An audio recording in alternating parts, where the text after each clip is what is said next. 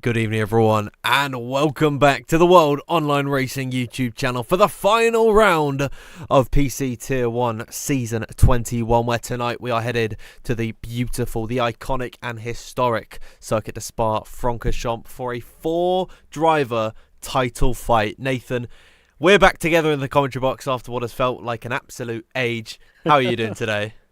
I am doing perfectly fine, Dan. Great to be back alongside you. I feel it's been about, I think, 5-6 rounds now since we've been together, so great to have the duo back. And I think this is a perfect time to have both ourselves in the commentary box, because don't we have a cracker to end off this season? Oh, absolutely. We have, as previously mentioned, we've got 4 drivers in contention, 5 technically on points, but we are missing one big name. We'll reveal that in just a moment's time.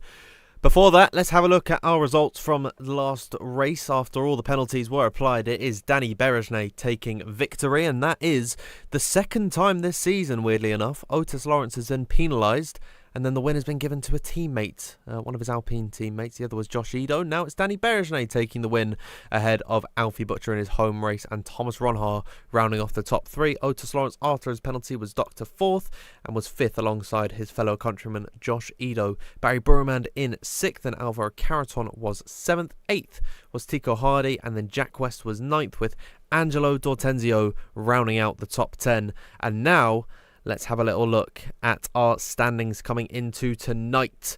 It is Julian Klaffenbach currently leading the way on 95, approaching the final hurdle of the season. He is 10 points clear of Jarno Ottmere, who unfortunately for his hopefuls and all his fans is not here tonight, so he is out of championship contention. Ismail Fassi is 13 points behind Julian, and Otis Lawrence is 15, I believe that is. Yeah, no, 16. My maths is a little bit off, and it's a nice 20 that Nico is behind. So it is Julian Klaffenbach, Ismail Fassi, Otis Lawrence, and Nicolas Longuet who are your championship contenders for tonight, Nathan. And if you're Julian Klaffenbach, he's had a fantastic season, but those are 3 very, very proficient drivers behind you in the championship. Yeah, certainly. And I think over the past couple of races, the pressure has gotten to Julian with 2 DNFs and a P5 in the past 3, and that certainly has put him under pressure. And I think for me, the most surprising thing so far this season is Nicolas Longuet hasn't scored a singular point since round 3. We're now on round 12, and I think that just shows how sometimes a dominance at the start of a season or mid-season really can help you push for a title. I mean, it would be very, very, very unlikely that he would win tonight, but if he did, I mean, that would be a story in itself, wouldn't it? After, 9 races pretty much of not scoring points, you come and take the title. It reminds me of Lucas Blakely in season 13. He did, I think, the first 4 races, finished first, second, and then after didn't turn up for the rest of the season, ended up being a championship contender right into the final race. It was incredible to see. But yeah, Nico hasn't scored since round number 3. He hasn't finished inside the top 10 and not won, which is ridiculous. He's either won or nothing. It is incredible from him. He's 20 points back in the championship, so a bit of a long shot today, but anything can happen. And I think enough of you and me on your screens, Nathan, everyone at home. Let's bring you over to the game scene, and you can see everything is nice and ready for us for the final time in Season 21. Indeed, and here we are around Spa-Francorchamps, a brilliant circuit, and a track that we don't often see ending a season, but I think it'll fit pretty well for the ending of this one, as we do have a few cars just heading out onto track to get their first runs on the intermediate tyres, just to double check all their equipment and the game is working correctly. Then they'll pop back in and, I assume then, strap on a set of softs and go for their first running qualifying. But as we know, then it's normally around 6 minutes times away, because it's about 10 minutes when we actually see cars out on the representative tyre, so we've got a little bit of time to have a look through the grid, because we do have, yet again, a few returning drivers, the likes of Cian Godendorp returning again, Alvaro Caraton, he's been away for a few weeks, and then also Fabrizio Donoso, it's his second race for quite a few as well. So nice to see some returning faces back here. And if you're looking down the list and wondering, where is Fabrizio Donoso? I think Nathan is making things up. He is the Dashes. I have no idea why he's made his name the Dashes, or if that's a glitch on F1's 25's behalf, but nevertheless, Just remember that Fabrizio Donoso is the Dash driver. And you're absolutely right, this is a fantastic grid that we've got here today. Still a couple of reserves here and there, but this is one of the strongest we've seen all season long. I believe the only drivers that are really missing would be Jarno Opmeer. He is, of course, the full-time driver at Red Bull. Freddie Rasmussen was a full-time driver, but he gave it up to Shanika Clay, who I do believe is in attendance today. He's the very yellow car in the pit lane. We've got the multiplayer cars on, of course, everyone, for qualifying. They will be changing over to the F1 2025 liveries very, very shortly, though, after qualifying's done. And most drivers now are coming back into the pits, Nathan. Certainly, and of course it makes it a lot easier when we actually get to see the real cars that they're driving in. I mean, some drivers do like to give us a bit of representation of what team they're in. I think the two Alpines do a brilliant job of showing us what team they're part of, but some others, like Shanika Clay, I don't think there's a yellow team on the grid, so it makes it quite difficult to actually figure out who's who. But we do have a car going for a run, but it is on a set of the intermediate tyres, and it's Istvan Pukki, a driver that's had a bit of an up and down season so far. Normally you expect him to be right at the top of the standings, but currently he's missed 4 races, not scored in 2, so realistically that win and a podium has kind of saved him from being down at the bottom parts of the top 10. Istvan Pukki, he really has established himself over the past 3 or 4 years as being a real top talent in league racing, and of course he's on the precipice of breaking into F1 sim racing. I believe he's already made his debut in F1 sim racing, so yeah, it's a bit of a down year for him, but of course approaching the F1 sim racing season, it's all good data for what works and what doesn't around certain circuits. The main thing is that you're turning up to as many races as you can, putting in the work to improve, and then, of course, setting yourself up for the 2025 to 26 F1 sim racing season. Now, Nathan, whilst we've got a little bit of time to kill, let's talk permutations for the title. There is a lot of them, so I'm just going to do the scenarios where each driver finishes first. So if Julian were to finish inside the top 3, that's first, second or third on the podium, he is championship regardless of what anyone else can do. So that is what he is aiming for at minimum, a podium to really solidify himself in this championship. Ismail Fassi, if he were to finish first and Julian were to finish 4th or below, then he would become champion. That is not including what would happen with Otis Lawrence or Nicholas Longuet, but of course it wouldn't matter because Ishmael's ahead of them. So for Otis, it is if he finishes first, Julian must finish 6th or below. And then if Nico finishes first, Julian must finish 8th or below. And that isn't regarding anything that had happened with the other drivers. And a good key thing to mention for Nicholas Longuet, if he finishes 2nd, he can't win the championship. He has to win at all costs and just hope that his drivers, his competitors, have an awful run. So it's definitely a long shot from him. Julian Klaffenbach certainly in the driver's seat. But Ismail Fassi and Otis Lawrence, if they're on form today, Nathan, they really could cause some trouble. Certainly, and I'm sure that's what they're going to try and do, because Julian, as I said earlier on, has suffered from a bit of pressure, I think, having a couple of last rounds, and Ishmael and Otis will know that. So they'll be looking to try and capitalise on Julian's mistakes and, try and give themselves a chance at the title. I think they know it is a bit of a long shot, being 13 points back for Ismail Fassi and 16 back for Otis, but you never know. And I think it's a bit of a sigh of relief for those 3 behind, knowing that Jarno Opmeer isn't here, because I think if he was here, it'd be unlikely that anybody else, bar him and Julian, had a chance, because you know that when Jarno turns up, he turns up. But unfortunately, he's not with us this evening. And I think another thing, I'm just looking at the standings here, Dan, is there's a lot of drivers here. Otis has missed 5 races. Jarno's missed in total 4. You've had 3 missed for Ismail Fassi, 5 missed for Nicholas Longuet. You start to think how close the championship could be if everybody raced every single race. I mean, you'd possibly have 6 or 7 drivers involved in it, I think. Well, that is just how the cookie crumbles. I mean, Julian Klaffenbach has been the driver to turn up. He's been in incredible form, and it's really been a breakout season for him in Tier 1. So I think, there's no point talking about what would happen, because this is what is happening. And Julian Klaffenbach could be the new PC Tier 1 champion. We've had so many come through this tier and really make their impact on our sport, our beautiful league that is WOR. I'm glad to be back after a couple of weeks of being absent due to having a job, and not being able to turn up to what my favourite time of the week is, and we are just waiting for everyone else to come out onto the track. I want to ask everyone in the live chat as well if everything is running smoothly. I've had a couple of issues over the last few weeks or so. I accidentally reset Windows, so I had to reinstall everything, which was not great. So please do let me know if everything is working to standard, but on my end it seems okay. So you know what, we're just going to have some fun here tonight for the final time this season, and it is Kian Hudendorp, the first driver, Nathan, out on circuit.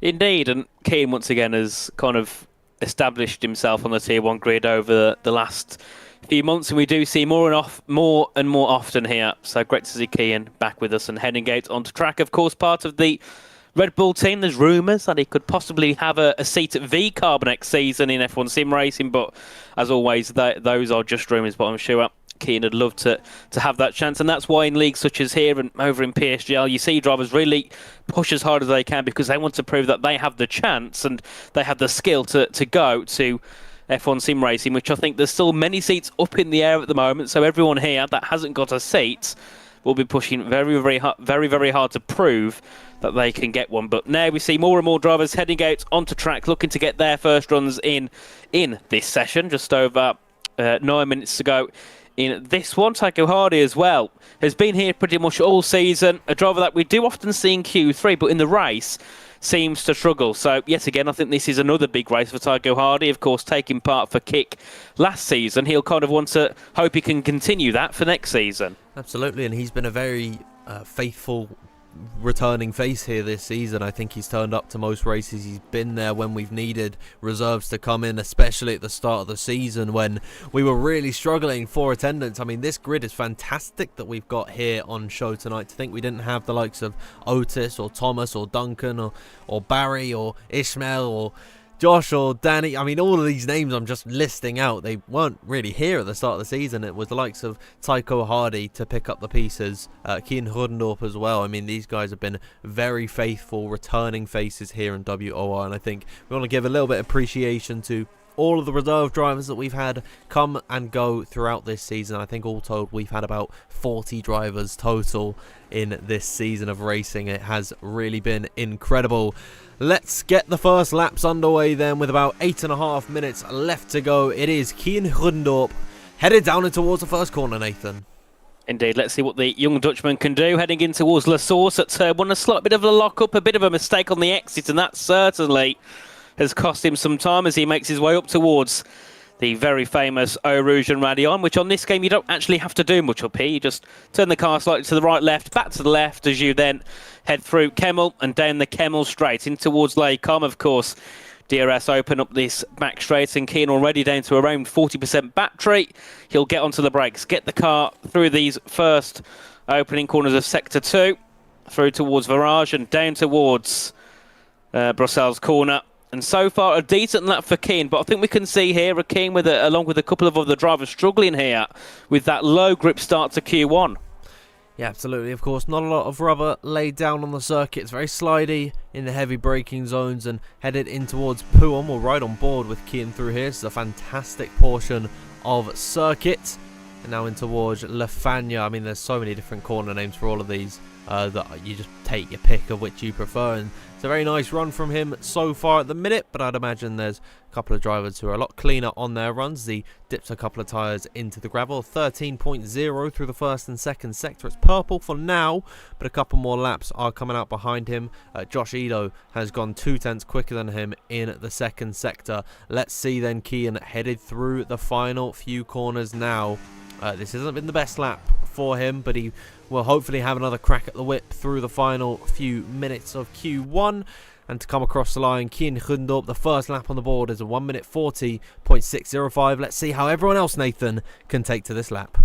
Certainly, Josh Edo goes a 10.5 quicker up to the top of the times with a 140.445, a 10th quicker goes Jan Halliday. He makes his way up to the line, and Danny Brechnet goes even quicker, a 140.291 for him, as there's still many drivers looking to set their first laps in this session, as Barry Berman goes third. Otis Lawrence goes quickest, a much needed lap for him. Let's keep an eye as well on Julian Klaffenbach, who's just heading his way down towards Blanchimont corner as Nicolas Longuet goes into fourth. Ismail Fassi, very promising up into P2, just 20 thousandths quicker ahead of Danny Berejne. Shanika Clay there, only up into ninth as Joris Krozen replaces him, just behind Josh Edo. And Thomas Ronhart, unsurprisingly, goes quickest of all with a 1:18 in this session. Julian Klappenbach, he needs a big lap. It's a 0.335. It's not the worst, but he is behind all of his championship contenders.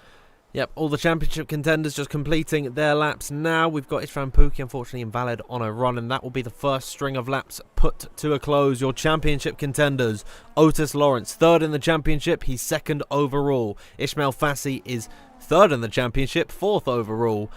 Your championship leader, Julian Klappenbach, is all the way down in ninth position at the minute, and Nicolas Longuet, who's fourth in the championship, sits eighth overall. So, it is still early days, but it seems the advantage is in the course of Otis Lawrence and Ismail Fassi. Julian Klappenbach struggling to keep pace with these guys for the time being, but of course it is only Q1, Nathan. We've still got plenty of time to be had. All you need in this session is to be in that top 15, and you'll see yourself into the next part of Q2. You can forget Q1 altogether.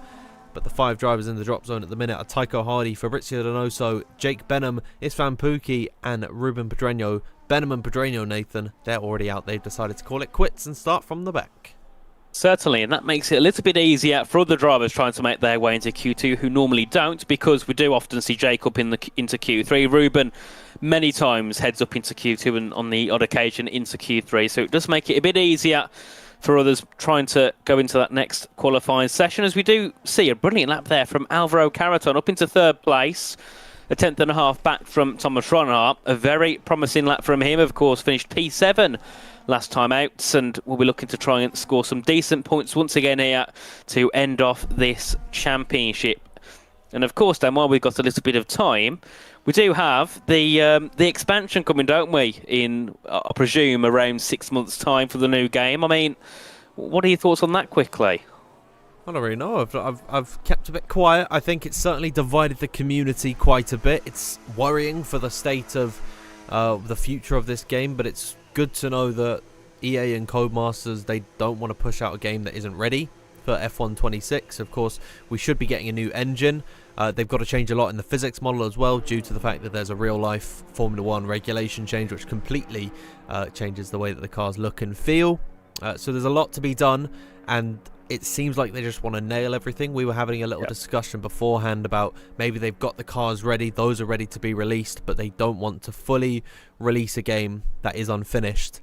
And so I think we're both in the same court, where we have to be positive, because what is there to look forward to if you're being negative the whole time? The release of the update comes out and you're just, oh, this isn't good, I'm not going to enjoy this, and then you have no chance of enjoying it at all. So all we can say here is to try and keep an open mind. Yes, certainly. And I'm sure it's going to be a big surprise seeing this kind of new system when it comes to the game release, of course. I think every year since 2012 we've had an F1 game, so it's, yes, a little bit odd not to be receiving one next May/June time. So yes, I'm hoping that it does go well. But we do have cars heading back out onto track, and I've got to say, Julian Klappenbach, that is very risky. Very risky. I think he did that last time and he got knocked out in 16th. It's certainly a gamble. I think if I'm Nicolas Longuet, I'd feel a lot more confident. If I'm Alfie Butcher, I'd feel even more confident, because they at least, if you're Alfie, you at least know that Nico, Julian, Jake and Ruben, they can't set another lap. But I think there's plenty of drivers behind Julian at the minute who are very close on pace with him as well, like Jan Halliday, Duncan Hoffland, and Josh Edo is just about a tenth and a bit off of Julian. That puts him in a very dangerous position, so we'll have to wait and see. In 1 minute and 50 seconds time, Barry Burman, interestingly enough, he is in 7th position, Nathan. He's decided that he wants to come back out onto the circuit and try again. Maybe it's some sort of installation lap, or if he's just seeing how things work, but that is certainly something to keep note of. We'll keep our eyes on him. And certainly it wasn't Julian I was thinking of. It was Jarno Opmeer who did what Julian did, retired, and unfortunately got knocked out in 16th place. So Yes, this is definitely a risk for Julian. I think the risk is there for Nicholas, but given the fact that there's 2 cars already out and Julian would finish lower, there's a high chance that he can make his way through. So we'll have to see how things play out in a couple of minutes' time as we have a minute left of the session. Then, of course, everybody can finish their qualifying laps. And the first one to go out will be Barry Berman, currently on a 140.306, and as usual, safe out of Q1 and heading through in towards Q2. But of course, just getting that extra lap in, possibly a little bit more practice. I mean, some drivers here practice a lot, others might not do much at all. Absolutely. Barry Berman, of course, is a fantastic driver. He's been here for a long time. He's been a part of the community for a long time. I think he debuted in F1 sim racing all the way back in 2020 when they still had the pro draft. And Barry's looking very quick in the first sector. He'll open the DRS wide here and we'll see what his improvement is. Currently on a 1 minute 40.306 as it stands. He'll come across the first sector mark almost half a tenth up, I think, for what is majority a straight and essentially one braking zone. That is a fantastic improvement in the first sector. It is all downhill here for Barry Berman now in towards the long sweeping slow right-hander of Ravaja, now in towards No Name, which I think actually does have a name now. Dipping a tyre into the gravel is Barry Berman as he approaches Puon corner. It seems like a lot of drivers going very, very wide through the corners, so maybe the gravel's not causing too much of a problem, but nevertheless looking very strong as he approaches Lafagna and in towards the third sector. He's approaching Stavolo now, heavy on the brakes and then getting back onto the power. His improvement in the second sector, he's down, Nathan. And that is, well, not too worrying for Barry, but I think certainly he'd be thinking, well, how am I 2 tenths down, 22 thousandths down on my time, and I'm already 2 tenths down on Thomas Ronhaar, so could be a slight bit of worry there for him. And of course, the next car to cross the line will be Duncan Hoffland, who has found over a 1/10.5 of a second nearly, so he'll be displacing Klaffenbach and Longay. And I mean, if he can do it and everybody else can behind, there's a lot of worry on those guys. Nice improvement there from Barry Berman. Here comes Duncan Hoffland up towards the line and puts himself into P9. Now Josh Edo up towards the line, puts himself into P8. And now all of a sudden, Julian Klaffenbach is starting to slip down the order. Shanika Clay has gone into 15th position. And he is looking to be out of this session. Jan Halliday is about to come across the line. I think Tycho Hardy has put himself into 13th. And Halliday goes into 3rd position. Joris Krozen up towards the line eliminates Julian Klaffenbach. Here comes Fabrizio Donoso to complete Q1 here. I don't believe he was able to improve on his time or get out of this session. Fabrizio Donoso is out. But your championship leader, Julian Klaffenbach, retires in the pit lane after being in 9th position, sees himself eliminated by 2 thousandths of a second, Nathan. And I still think that was a bit of a silly risk by the R8G team and by Julian himself. Especially when you're fighting for a championship, is it always worth taking that risk? I don't think it was, but they've gone for it, and unfortunately, it hasn't played off. But we have Ronhaar, who went quickest ahead of Lawrence, Halliday, Berman and Pookie, the top 5. Then we had Krozen, Caraton, Pashi, Hudendorp and Berejne, the top 10. Followed by Butcher, Edo, Longay, Hoffland and Tycho Hardy, all making their way through. And then we did lose the big name Julian Klaffenbach out of this session, along with Shanika Clay, Fabrizio Donoso, and then the 2 who retired early on, Jake Benham and Ruben Pedreño. But now Ishmael Fassi and Otis Lawrence probably have a little bit more confidence. I still think it's a little bit out of the realms of possibility for Nicholas Longay, but Ishmael and Otis have a very big opportunity. We know how good Otis Lawrence and Ishmael can be in qualifying, so we've got to keep our eyes on them as we approach Q2. We will join you trackside after a quick word from our sponsors at Gridfinder and Next Level Racing.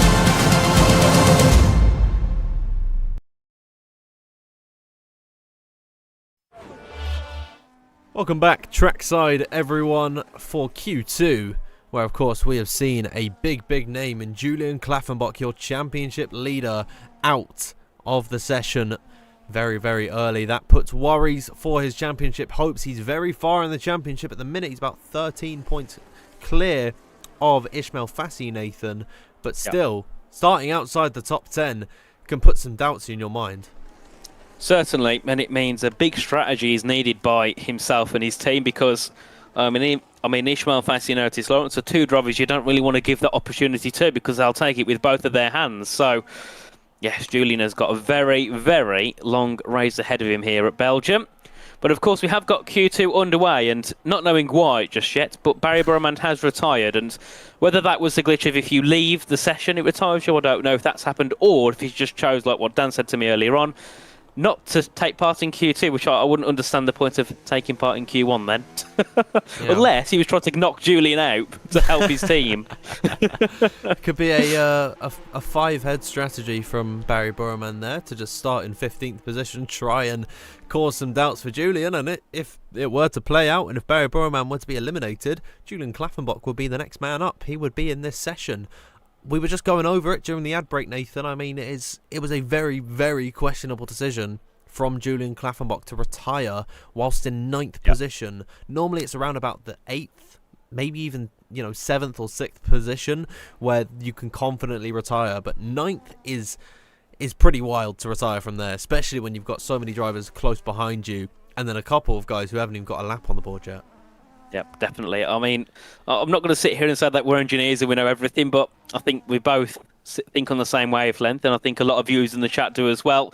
Very risky. Not necessarily there by Julian. I mean, even if he did that one extra lap, he'd still have enough to do 2 new laps in Q3 if he made it there, as long as he played his cards right in Q2. So, yeah, not too sure why that was the option by Julian, but he's just got to focus now on the race. There's no point sitting there thinking, oh, what could we have done better? Because it's not like they're returning next week to improve. This is the last round, so it's now all about getting that mind focused, ready for the main race. And now it's down to R8G to think of strategies, because around this track, you're looking at medium hard and hard medium. That is it. Soft tyres, nowhere to be seen. 2 stops, nowhere to be seen. So you've only got 2 options, and you've got to make sure you pick the right one. So, yet again, this is going to be a big headache now for R8G and Julian, hoping that they do pick the right strategy, because we've seen before, you'll go for something, think, right, that'll work. You get into the race and then you realise, actually, no, everybody else has done the opposite of me. Absolutely. I mean, it's an odd decision, but we'll see how it all works out. We're just waiting for some drivers to come out on circuit. And one thing I noticed in the 3rd sector, Nathan, around about Blanchimont, is that there's a Las Vegas banner for whatever reason here. Is that? Yeah. Wait. I'll have to keep an eye when we go through again. Where is it? It's on one of the gantries, I believe. The like bridges that go across the circuit. We'll see if we can spot any more. And I'm wondering if yes.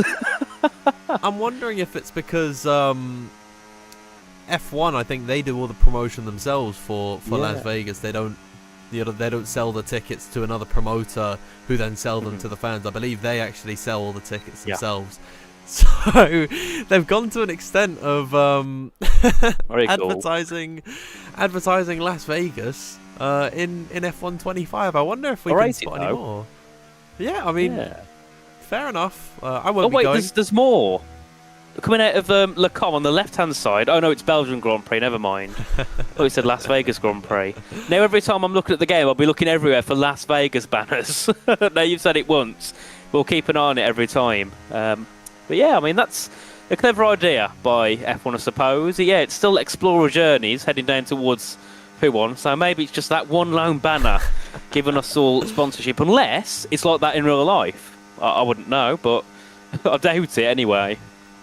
Yeah, no, I have no idea, but you know what? It's fair enough, isn't it? I mean, we'll catch it in the final couple of sectors. They've got all the normal sponsors that you have around here. I think these are all just F1 sponsors rather than specific sponsors of the circuit. Nevertheless, it should be coming up here as we ride on board with Kian Hudendorp. On the left-hand side, all the purple stuff there just says Las Vegas. We'll get an off-board shot, and you can see it's me as well. It's massive and purple, and it says Las Vegas. That is very funny. Nevertheless, Cian Hildenorp, we've been able to keep ourselves entertained for the outlaps phase. Now everyone is out on circuit, barring Barry Boremand, of course, retiring early in this Q2 session. Questionable decision there, but it is one less driver to fight for a Q3 spot. Cian will begin his battle now. Certainly, once again, Cian goes out first. We'll see what he can do to open up this Q2 session. Of course, we've got a mix of drivers on a used set and a new set, depending on how many are used in that first qualifying session. So we'll obviously, once we see the lap times come in, we'll see who is on what tyre as Cian makes his way up Eau Rouge and Radion. And then in towards, I think this is actually classed as Kemmel Corner, just before that DRS straight. And then you go onto the Kemmel Straight in towards Les Combes. A very tricky chicane, very easy to bottom out the car sometimes on these curbs, and very easy to lose the traction as you make your way through. And Cian doing a perfect job so far through Malmedy, down towards Rivage at turn number 8, and then in towards what I believe is now called Jackie X Corner at turn 9. It's been no name, it's been a million other different names, but now it's Jackie X Corner. And then in towards P1, or what we could call it as well, Double Gauche, which I don't know what gauche means. I'm sure it's got something to do with long left corner, maybe. I have no idea. I've always called it Pill, and I've always called this one Lafanya because I think it just rolls off the tongue very, very nicely. Piff Paff is that's this corner that we just went through. Now we're in through Stavelo, I believe this is at the very bottom of the circuit. A little fun fact around here: the elevation change between the very top of the circuit at Les Combes down towards Stavelo is 66 meters, which is the same height as Big Ben. So I mean, if you've ever seen Big Ben in person, then you'll know that height is the difference in elevation change that these Formula One cars and a various other trim of motorsports take to this circuit. As Cian comes across the line, a 1:40.241, not the best banker time in the world from him. Danny Berejnay picking it up a little bit, but these times aren't as competitive as what we saw in Q1. No, certainly not. As we see Joris Krozen go fourth, as Jan Halliday goes quickest, a 1:33 for him. Togo Hardy up into the top 3 with a 1:40.211. As we do see as well, Ismail Fassi making his way into the final corner. Ida goes third, but what can Ismail Fassi do? Had a very good Q1. Goes to the line, goes third. What about Otis Lawrence? Currently 13th. He goes quickest by over a tenth to Jan Halliday. Then, of course, the man to keep an eye on is Thomas Ronhaar, as we do see Danny Berejnay go fourth. Ronhaar goes quickest, the first driver into the 1:39s. And I mean, is it really a surprise to see Ronhaar being the first to break them all? No, not at all. Thomas Ronhaar is just fantastic overall. He's brilliant in qualifying, one of the strongest that we have on the grid, and he is incredibly quick in the race as well. Alvaro Caraton with a very impressive P5 lap time puts Nicolas Longuet in the drop zone, one of our championship contenders here tonight. He is a long way out, 20 points off the championship lead, but with with Julian Klaffenbach eliminated in Q1, who knows what can happen. And you asked Barry in the Discord why he did decide to retire, and it was exactly what you expected. He wanted to steal P15 to help his teammate in Ismail Fassi to potentially win this championship and steal that 15th spot, which happened to eliminate Julian Klaffenbach. So good team play from Ferrari. I mean, well, he will be starting alongside Julian Klaffenbach. I mean, that could possibly be used to help, maybe. We'll have to see at turn 1. La Source tends to be, as the pun will come through, the source for action, especially on lap 1. So will be very, very interesting to see what happens there. And I'm sure there'll be a few dive bombs into that corner. As looking at the times, though, they are very, very close. Only 2 tenths separating everybody in the field. And, I mean, there's already a 10th and a half nearly separating Thomas to Alfie. So that just shows the level that Thomas is above everybody else. And then, of course, look at the gaps down from, 8th down to 14th isn't even a 10th. So I don't think this time anybody can afford to retire unless you're Otis or Thomas, I think. I think they're the only two that are actually safe because everybody else is so close to each other. Absolutely, and if you extend it just a little bit more, 6th position is just over a 10th off of 14th and last in this session. So one mistake in a corner really can completely ruin your lap and possibly eliminate yourself. Don't worry about these penalties, by the way, that are coming onto your screen. We will be resetting, which will allow for us to go into the F1 2025 cars. Thank God that we don't have to race in these F1 World liveries, because it is so hard to work out who is actually racing in what, especially when they don't change their livery. But I'll tell you what, Nathan, we've had quite a few unique ones. I love what Otis and Danny have done. They've set their liveries up to be like Alpine, which of course is the team they race for. But we're seeing a bit more differentiation. I know all the kick drivers like to do it as well. But yeah, remember all that, the don't we, green. Dan? Oh god, yeah. On F1 24, 7 of them all in green cars. All the R8G drivers drove in the exact same livery, and it was hell. I mean, don't get me wrong, some of them did have a different style of green and black. No, didn't matter. It's still very green at the minute. Kian. What's That's Keane an on? interesting line. Oh, Keane's on circuit. Oh. Do you see what he did? He went, before coming out of Blanchemont, he just hugged the grass and went all the way around that way. He just took the grass to the pit lane. You know what? Time-saving measures. He wants to get the car serviced in time to be able to come back out onto the circuit. I think if this was real-life Formula 1, then all the stewards would be having a look at him, batting an eyelid at him. But nevertheless, we have got a couple drivers out on circuit. Nicolas Longuet is out on track. 2.5 minutes left to go. This is, of course, the longest race on the Formula 1 calendar, 7 kilometers in total, and that I think makes the gaps even more impressive. Let's have a little look at them. It is just under 0.3 of a second between 1st and 14th. Thomas Ronhaar and Otis Lawrence, they have decided that they are safe into the next session.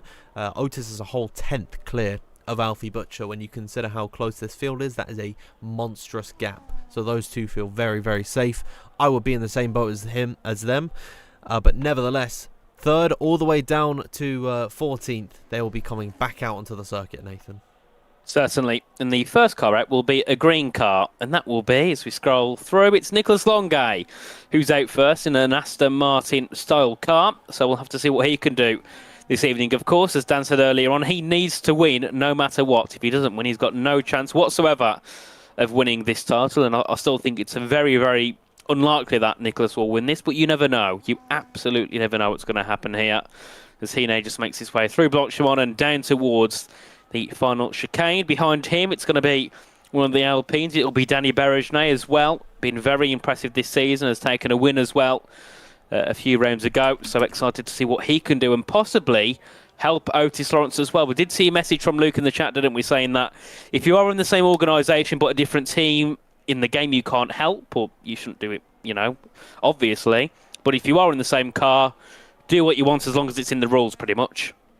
Fair enough. Honestly, fair enough. I mean, you don't want to have like a whole army of Ferrari devs or whatever turning up and just completely ruining your chance at a win. Or it goes the same way. R8G comes to mind. There's a lot of R8G drivers on the grid, so they could come to the aid of Julian Klaffenbach. But no, it's only Thomas Ronhaar and Barry Borman that are able to help those two out. Danny Berejnet, I think, is actually a Haas driver today. And Josh Edo will be the one who's allowed to help out, quotation marks, help out with Otis Lawrence. We shouldn't have too much of an issue of it. I think they're just going to all run their races. Nevertheless, we have just got 20 seconds left of qualifying. There's still 3 drivers yet to cross the line to start their final runs. The clock is ticking, but I think they will all be able to get to the line. As Nicolas Longuet, he is taking to Pouhon for the final time in Q2. Currently 11th and out at the minute by just 0.12 of a second. Tycho Hardy is the driver in front of him, currently on a 1 minute 40.223. Let's see Nicolas Longuet's improvement through the first and second sector. He's flying at the minute, just over a 10.5 up on his previous best, with still time to find in the final sector underneath the Las Vegas banner and taking towards Blanchemont, which is absolutely beautiful in these modern day Formula 1 cars. Completely flat through there, not a lift in sight, and heavy braking in towards the final chicane for Nicolas Longuet. He mounts the inside curb and then rounds the final corner, runs it out ever so slightly wide to get the best run up towards the line, and it's a 1 minute 39.940 from him. A spectacular lap time coming out from Nicolas Longuet. Danny Berejnet is able to put himself up into 4th position. We are watching Ismail Fassi come through the final corners, currently in 8th position position and safe into Q3, but he'd want to improve on this time ever so slightly. He'll come across the line to split Ronhard and Lawrence to go into third position. Alfie Butcher can only muster 6th position here for now. As a black car coming across the line, that would be Josh Edo, putting himself into a very respectable 5th position. Tycho Hardy is coming through the final corner now. He is eliminated as it stands, and it will stay that way. Duncan Hoffland, let's see what he can do. He is in the final couple of corners now. Alvaro Caraton is just in front of him. He's on the cusp of being eliminated, and we will see how all this pans out. Jan Halliday is up towards the line. He can go just a few hundredths clear of Alfie Butcher and safe into P8. Here comes Duncan Hoffland. He will not see himself out of this session, and Keen Hundorp will do his very best, but can only manage P12 just a thousandth quicker than Tycho Hardy. Joris Krozen was not able to set a good lap time whatsoever. He's eliminated in 14th. I mean, that is a very, very competitive top 10 we have going through into Q3. And I think a brilliant lap there from Jan Halliday to get up in towards that top 10. Very nice from him, a 140.041. But Nicholas Longay sets the pace quickest than all with a 139.940. And, well, if you can replicate that sort of level into Q3 and he can take pole position, then others really have to start worrying, especially Julian Klaffenbach. I mean, if Longay was to finish first, Julian Klaffenbach would really need to climb up the grid, wouldn't he? Yeah, absolutely. I think it could all be flipped on its head. But here is your qualifying 2 results. It is Nicholas Longay, the man with the outside chance of a championship win today. He finishes this session in P1, just 300ths clear of Thomas Ronhart. Ishmael Fassi's third with Pookie in 4th. 5th place was Otis Lawrence. 6th was Josh Edo. Danny Berejnay 7th. And rounding out the top 10, we have Jan Halliday, Alfie Butcher and Alvaro Caraton, Duncan Hoffland, Keen Hundorp, Tycho Hardy, Joris Krozen and Barry Buramander all eliminated from that session, Nathan. The top 8, sparing just 1,000th of a second, were separated by just 1/10 of a second. And this is the longest circuit on the Formula 1 calendar. These are monstrous lap times that we are seeing. They are near perfect. And it is incredible to see how close that we actually are as a field. Brilliant to see. And I can't wait for Q3. And I think now is a good time to ask yourself and everyone at home who you think will be taking pole position today. Oh, it's a close one, isn't it, today? I think normally you've got two or three names in mind. There's probably 7 here that can have a chance because of them all being so close in Q2. But I think you've got to, more than anything, pick a name out of a hat with many of these. But I'm going to go for somebody a bit different. I'm going to go for pole, Alfie Butcher, who's currently 6th, but it doesn't mean anything. But yeah, Alfie Butcher for pole position, in my opinion. 9th place in Q2, but he was just about a 10th off of the top. So, I mean, it really is anyone's guess as to who will take pole position. Someone has said Dan Field will get pole. I'm not actually racing here tonight, unfortunately. So, I can't take pole position. And if I was, I would be a second off, 2 seconds off, 3 seconds off the pack. I'm awful at F125. I never, ever play it. All I can do is talk loud on it. But nevertheless, we'll bring you back over to the game scene in just a moment's time. Let's refresh our memory, Nathan, of what the championship looks like. Julian Klaffenbach, eliminated in Q1, starts this race from 16th position as your championship leader on 95 points. Jan Ottmer not in attendance today, so he is not to be worried about. Ishmael Fassi is 13 points off of Julian Klaffenbach and has a real chance if he can get himself onto pole or on the front row, maybe third or 4th. He has a real chance at the championship, as does Otis Lawrence. It would take a lot for Nicholas Longay to win this title because he's got to outscore both Otis and Ishmael by a substantial amount as well. So it really could be anyone's guess as to who takes the championship coming at the end of this race. And we will bring you back over to the game scene. Now we've got a couple of drivers exiting out onto the circuit. I believe it is Jan Halliday, the fan favourite, Nathan, out first. Yes, certainly. Normally, there's a lot of chatter in the chat for Jan Halliday as he makes his way out onto track. Normally, there's the check flags that come flying through once we see him on track. Yes, great to see Jan back up into the top 10 and fighting for that pole position, as we do see Josh Edo as well heading out onto track. Danny Berejnay, 3rd out on track, and then everybody else will start to pile their way out the pits and, well, see what they can do at the first part of Q3. On some occasions, we see drivers set the lap. Well, they go for the lap and then pin in the pits at the last second. Some of them go for the full lap, but they're on used tyres. On some occasions, we see drivers go out now on a new tyre. But, of course, that depends how many tyres are used in Q1 and Q2. So we'll have to wait and see on that one.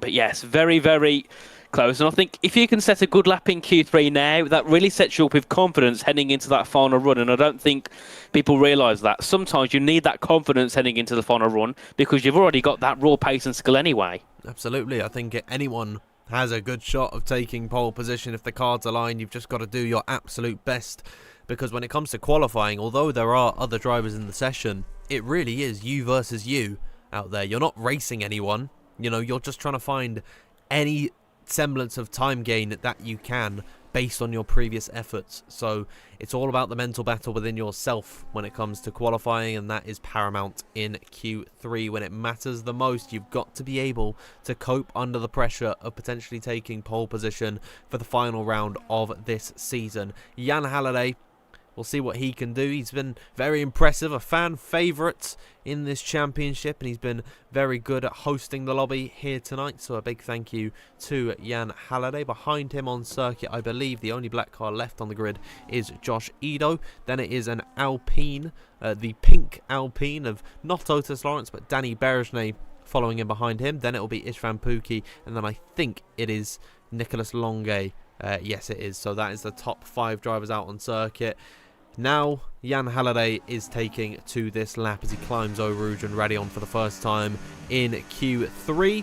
And he looks pretty clean and tidy through here. Not really much to go off of in the first sector, Nathan. It pretty much is just a straight and then a very, very fast uphill chicane.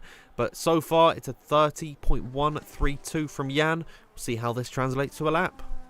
Certainly, as he makes his way now through Sector 2, Malmedy, then into towards Rivage at Turn 8. And this also is an overtaking zone depending on your axis out of Les Combes. So drivers have to be wary heading in towards Rivage. Drivers going for some late moves to the inside or potentially to the outside. And then we're heading towards Pau on a pace we never really see overtaking. So I wouldn't worry too much if cars are closing up behind you there. And then in towards La Fagnes chicane or Piff Paff, depending what you want to call it, as you make your way through.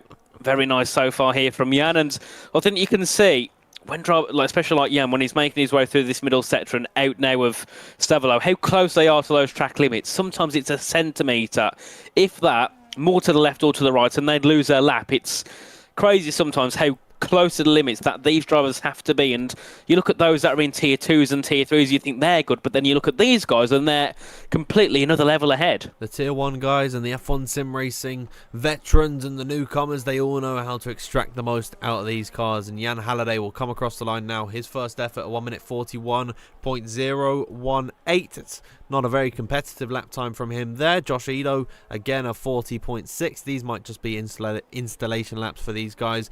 That is certainly not an installation lap. Wow, a fantastic 1 minute 39.987 from Danny Berejnay. We could have some very, very serious lap times on our hands. Here comes Istvan Pukki, a 13.0 in the first and second sector. That's not going to translate to a very quick lap time. What about Nicolas Longuet? A lot quicker in sector 1 and 2. He'll come across the line with a 1 minute 39.883. A brilliant effort from him. Still 5 other drivers, Nathan, to take to the laps. Certainly, next is Otis Lawrence. A big lap for him up to the line. Makenhigo goes second at 139.949. Next we have Alvaro Caraton. He goes to the line, stays 7th. It was an invalidated lap. Then it's Thomas Ronhaar, who can only manage second place by 0.02 of a second behind Nicolas Longuet. Ismail Fassi up into P4. Alfie Butcher up into the top 6 with a 139.991. And then, of course, we have got, Alvaro Caraton has set his lap. So the top 6, 1/10 and 0.08 apart. Very, very close there between those guys. But the fight for pole, Longuet versus Ronhaar, 2/1000 of a second away.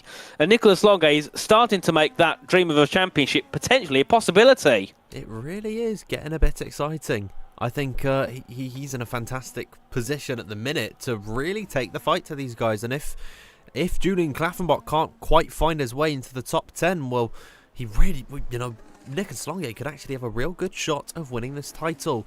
But of course, he has to win the race. That is the bare minimum, and that is a very steep mountain to climb that you have to win in order for your championship to come alive. And if Julian finishes in the points at all, I believe barring, 8th position, I want to say, ninth and 10th won't win Julian the championship if Nico were to win, but anything higher than that, 8th position, will win Julian the championship. It could be so close, right down to the wire.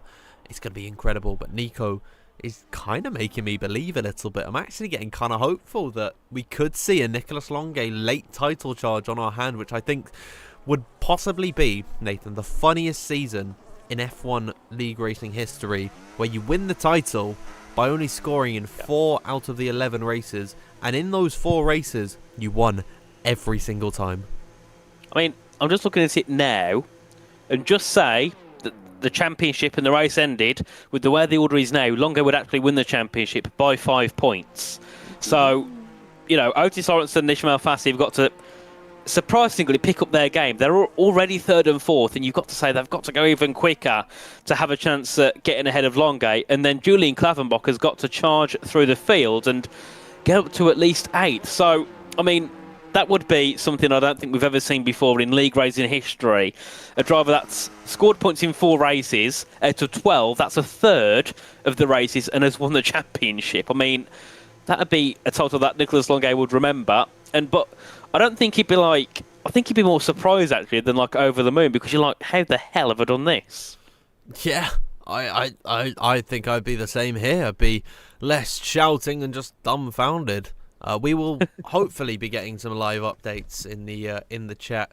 Maybe Luke is watching along and he can help us out when it comes to race time. Feel like Spa always goes very, very quickly. Of course, it's only a 22-lap race, so it just feels shorter, but it is the longest circuit on the calendar. Of course, you can see in qualifying 1 minute 40 lap times here on average. Some of these drivers, actually most of these drivers, the top 6 all in the 1 minute 39s at the minute. You are dropping below that 1 minute 40 mark, but still incredibly long lap here.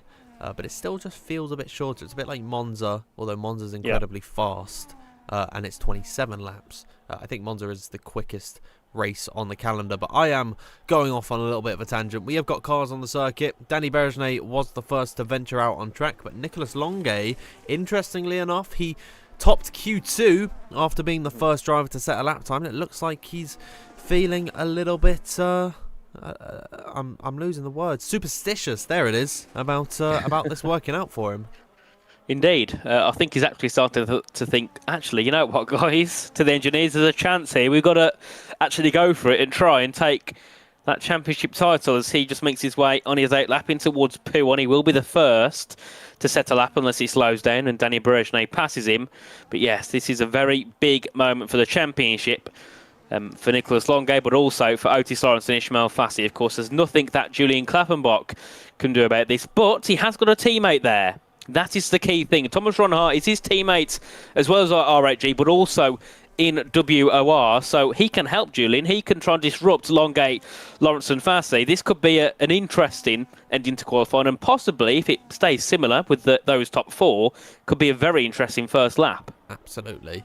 I think this is going to be really, really interesting to see. Maybe Thomas Ronhart will look to disrupt Nicolas Longuet as if it stays the way that things are. Thomas, by the way, is the last driver out on circuit, so he will have technically the best track conditions. It might be very, very marginal by the end of this session, but still, he is in the driver's seat, as is Nicolas Longuet, who is approaching the start-finish line for what is the final time in qualifying here today. He snaps it in towards the first corner and gets on the power as soon as he can. You can see how close he is to riding right over the sausage curb and mounting his car completely along there. But of course, these drivers, they are on a whole different level as he rises up Eau Rouge and Raidillon for the final time in Q3 and opens the DRS wide down their Kemmel straight, reaching speeds of over 212 miles per hour. I haven't quite set that up to show kilometers ever since resetting Windows, but look at how confident he is through the Les Combes chicane and through Malmedy, so close to dipping his tyres into the gravel. This is just what you have to do to be as quick as these guys now. It is all downhill from here for Nicolas Longuet as he'll take towards Jackie Ixon, approaching Pouon corner, one of the most beautiful corners in the world, I believe. It's so fantastic, especially in these modern day Formula 1 cars where they are nearly flat out through here. Now in towards Lefania or Piff Paff, whichever one you prefer. And again, he's using all the track limits that he can. Nicolas Longuet looking very feisty on this lap, and he's improving on his time once again. 600ths of a second up on his previous best. The time has struck 0. No new laps can be started. Every driver, all 10 of the mountain circuit, have got to lay everything on to this track if they want to see themselves within a chance of taking pole position. Here comes Nicolas Longuet now through the final corners. What can he do? What is the benchmark for everyone in this session? Approaching the line now. He does not find an improvement. He loses it in the final sector, and Danny Berejnay goes ahead of Nicolas Longuet. It's Van Pookie. The best he can manage is 7th position. Let's watch out for our championship contenders. Alvaro Carreton puts himself into P4. We are watching Ismail Fassi through the final corners now, currently in P7 and in a very, very low down position by his standards. Alfie Butcher with a fantastic effort to put himself on provisional pole, but Ismail Fassi will snatch it away from him. Otis Lawrence to the line, a spectacular 1 minute 39.787, puts himself on pole position. Not if Thomas Ronhaar has anything to say about it, but unfortunately for the Dutchman, he is muted because he is 2 seconds down. He's made a mistake, and that will mean Otis Lawrence and Ismail Fassi, your two contenders, your two closest contenders to Julian Klaffenbach in the championship, start 1 and 2. Indeed they do. And I'm just going to have a little look as well at how things would look if the championship ended like this, and it would mean Otis Lawrence could take it by 4 possible points here, as it was. Brilliant. Lawrence on pole ahead of Fassi in second. Alfie Butcher, very good lap from him in third. And I mean, it's mad to think at one point we had Berejnay on pole, then he went Butcher, Fassi, Lawrence. It could have been absolutely anybody there, but it's Lawrence who comes out on top in probably the most important qualifying of the season for him. Yeah, spectacular. Honestly, just mind-blowingly close. 7 thousandths is the difference. What could be between the championship, between Otis Lawrence and Ismail Fassi. Incredible to see. I'll bring you back over to the intermission scene whilst we reset the lobby and everything. We can calm down just a little bit. What a qualifying session that was. Incredible. I didn't even see where Nicolas Longuet fell to. I think it's fifth position Nicolas Longuet sees himself. So your championship contenders, let's bring the standings back on your screen. Julian Klaffenbach starts this race in 16th position. Ismail Fassi starts from 2nd. Otis Lawrence is on pole position by just 7 thousandths of a second. And Nicolas Longuet, fittingly 5th in the championship, starts 5th today. That is incredible, Nathan. That is really, really exciting. Indeed, and looking at the permutations, if Otis does finish first here in this race, Julian needs to finish 5th or higher, which is going to be a big challenge from 16th. If Ismail Fassi finishes first, Julian needs to finish in the top 4. So, no, sorry, it needs to finish 3rd or higher to win it. So this is a very big race for all 4 of these drivers, because even though Longuet starts 5th, he had some very good pace at the end of Q2, at the start of Q3.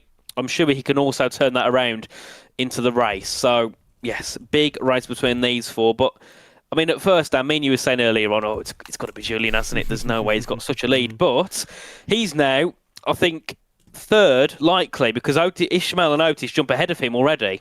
Yeah, it really can be close, and I'm quite nervous to see how this could unfold for Julian. He's got to climb to about 4th position. If Ishmael were to win this race, Julian's got to finish 4th or higher. 3rd or higher. So he's got to finish on the podium if Ishmael were to win this race.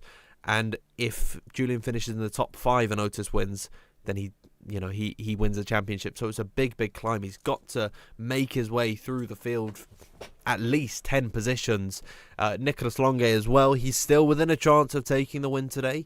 Although, it's going to be very, very difficult with the likes of Otis Lawrence and Ismail Fassi starting on the front row together. But still, don't count him out. We were counting out that Julian could lose his championship before, and now we're in a position where we're talking it could be very likely that Julian loses this championship at the final hurdle. So please do not go anywhere. I mean, we have got a brilliant night of racing. 20 fantastic drivers, Nathan, on the grid here today. This really is just incredible to see. I love turning up to WOR. It is so fun. No matter who we got on the grid, these 20 guys can really put on a show. Certainly. And I'm just looking at the previous results here in Belgium. We've been here 7 times before. Nicholas Longuet has had a win, which is only 1 podium around here. Otis Lawrence has had a singular podium around here. Ismail Fassi never has finished on the podium. Neither has Julian Klaffenbach. So realistically, with experience around here, Nicholas Longuet and Otis Lawrence, they have had very good results here in the past. Of course, it was a win in season 15 for Longuet, and it was a P2 in season 14 for Otis Lawrence. And key thing to note as well, last time we raced, it was Barry Burman that took the win. He today starts 15th. I mean, you can't not talk about Barry Burman with the possibility of climbing up there as well, because we've seen him in the race before. He can start very low down and really make his way up the field. Absolutely. Barry Burman has got a fantastic chance of possibly causing some spanners in the works for Julian Klaffenbach. They start alongside each other on the grid. Barry just ahead of Julian, and Barry is direct teammates with one of Julian's title rivals. So within the rules of WOR, Luke's made it very, very clear to these drivers that you can help to an extent, whichever is legal in the rule book. Of course, you can help your teammate to win the championship, and that is extended to Barry holding up Julian as best he can without taking him out, without intentionally blocking him or moving under braking. There's so many things I could mention. I think everyone is hopefully smart enough to realise that, but it could be another factor, and it really is exciting. I'm looking forward to potentially crowning a new champion today. Of course, the only driver in this fight who has won a title before Nathan is Nicholas Longuet, and that was all the way back in season 12. It has been a long, long time. I think end of F1 2021 that season was, when he was still in the Alfa Romeo team, when Alfa Romeo was still in Formula 1 and it wasn't Kick Sauber, Stake F1 team, whatever. So it's been a long time since Nico won his title. Julian hasn't won one before. I think Otis might have won a console title, but don't quote me on that. Yeah. And Ishmael hasn't won one before. So really, we are on the precipice of once again crowning another champion. Indeed, yes. Otis, I'm sure, has won a title on console. I'm just trying to look through quickly if he ever has won one. And I'm going quite far back. Yeah, season 13, he won it. I'm sure he did somewhere else before up the line, but yes. So big chance for all these four. Of course, Nico for his second, the other 3 for their first. And I think for Julian, I think he made a couple of appearances last season as a reserve. First time this season being a full-time driver, and he's already going for the championship on debut. I mean, a little bit like Lewis Hamilton, isn't it, that? His first season as a full-time driver, or as a driver, he fought for the title and lost it at the final hurdle. There's all that chance here for Julian to do the same. So hopefully he does go well and does look to try and win the title. I don't like to have biases, but I think it would be brilliant to see an upcoming driver who's, of course, been banned in the past for accusations of cheating to kind of say F you to everybody else and win a title. Absolutely. I think it's been a fantastic story from Julian. I'd still love to hear from him regardless of what happens in this race, just to get his feelings on it and the future that he has in F1 sim racing. He is next up, it seems. It feels like every single game we get another driver to rise up through the rankings and to really burst onto the scene. It's happened before. I mean, not like, they clearly is like a top driver in the making, not just like your run-of-the-mill, making their way into tier 1 and then having a couple of reserve appearances. I mean, I'm talking your Jake Benhams back in F1 2021, your Otis Lawrence, your Thomas Ronhaars back on F1 22, I want to say, is when he sort of burst onto the scene. Otis Lawrence, and now it's Julian Klaffenbach who is next up in my eyes, and I'm really excited to see how this race pans out. I hope everyone in the live chat is as well. Somehow, Nathan, we have got a 4-driver title fight, and still the talk is on Jarno Opmeer. We can't. Yes. I wonder how this would turn out if Jarno was here, because of course he is just 10 points back from Julian Klaffenbach in the championship. He easily could have taken his 3rd, I think, WOR title. 4th, I think, isn't it? 4th. Yeah, no, he's won 3 already. I'm trying to think whichever one he won. I think he won season 13, 15, and 18. I want to say. No, Brendan Lee was season 18, wasn't he? Jarno was 17 then. Okay, there we go. It doesn't help that we've missed a couple of seasons here in between. But, I mean, technically we're still season 21 and the main season's already on season 22. I mean, yeah, it would be very nice to see Jan Otme here, but he's not. I think he might be streaming on Twitch, so if you want to talk about him, go, he's streaming. I think he's playing some Call of Duty, so have fun, I did that guys. last week as well. Interesting. Yes. Very interesting. I'm not trying to say anything about Jan. I absolutely love him. He's a fantastic guy, and he deserves all the rest, all the COD that he wants. Nevertheless, we're ready to go. We are ready to go. We've got everyone in the grid, Nathan. Everything should be sorted out nicely, and we've got a championship fight on our hands. Indeed. And Dan, you always ask me the question for qualifying, so I'm going to go even bigger and ask you the question for the title. Who is going to win it on lap 22? Who's going to win it? I'm going to say Ismail Fassi will win the title today. I think Ismail will do it. I think Julian will climb up the grid, but I don't think he'll be able to trump either Ismail or Otis. As long as Ismail Fassi finishes ahead of Otis Lawrence, then he can at least beat Otis Lawrence to the title. But then, of course, it's all about what Julian can do, which is a big, big race for him. I think the nerves will be with him more than any time because, don't get me wrong, some of the drivers that have been here a long time, they don't, as we say in quotes, care as much about winning the title here. Some of them aren't bothered. But Julian, he's a driver that hasn't had a chance in F1 sim racing yet. He's trying to prove that he has the skills to do it now. So for him, this means a hell of a lot, especially considering he's never really raced that much in the tier 1s of league racing. So it is a very big opportunity for him. The other two, it's just another accolade to add to their name, isn't it, really? Because I don't think Otis, Nico or Ishmael are going to be at risk of losing their seat anytime soon. No, Well, Nico hasn't got one yet, but of course, surely he's going to get one. There's no way he doesn't. I mean, that'd be like, I don't know, give me an example, I don't know, kicking Charles Leclerc off the grid or something maybe. It just wouldn't happen, would it? Both French-ish. I mean, I suppose, yeah. I wanted to say Fernando Alonso, but I'm not saying Nico's old. Well, Nico has been here for quite some time. True. So it's not an awful comparison. And he's only 24, isn't he? I think. Well, in terms of F1 esports sim True, racing, he's very old. That is pretty old. So, yeah, I mean, no, it makes sense. I think it wouldn't be an F1 sim racing grid at the minute without Nicolas Longuet. I don't think he'd ever lose his seat. I think he would just retire because he doesn't want to do it anymore.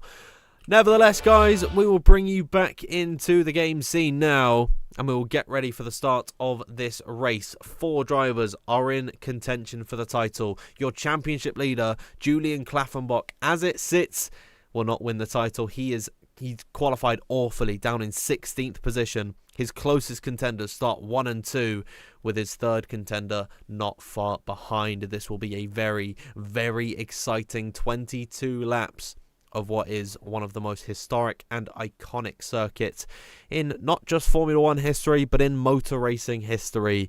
It is, of course, Circuit de Spa-Francorchamps, 7 kilometers in length, leads to 22 laps of action, and you can tell that I'm really, really missing after what has been about 2 or 3 years of having the stopwatch removed. I still miss it every single day, Nathan. Yes, we all do. And I'll say it every time. Why does it not exist? It doesn't take them that long to implement it. I mean, why did they think, let's remove it for no apparent reason at all? It doesn't affect the game at all, does it? I mean, come on, F1. That's the one thing we want for F1 27, isn't it, Dan? Yeah, the countdown. I mean, I could talk for hours about how I want the UI changed for the spectator screen, but I just want the countdown back. That's all I want. At least you haven't got the people flying through the pit lane like on F1 24. That was hilarious. I don't know why they did that, but yeah, no, they're not doing that now. We are about to go racing here. We are 5 red lights for the final time here in WOR.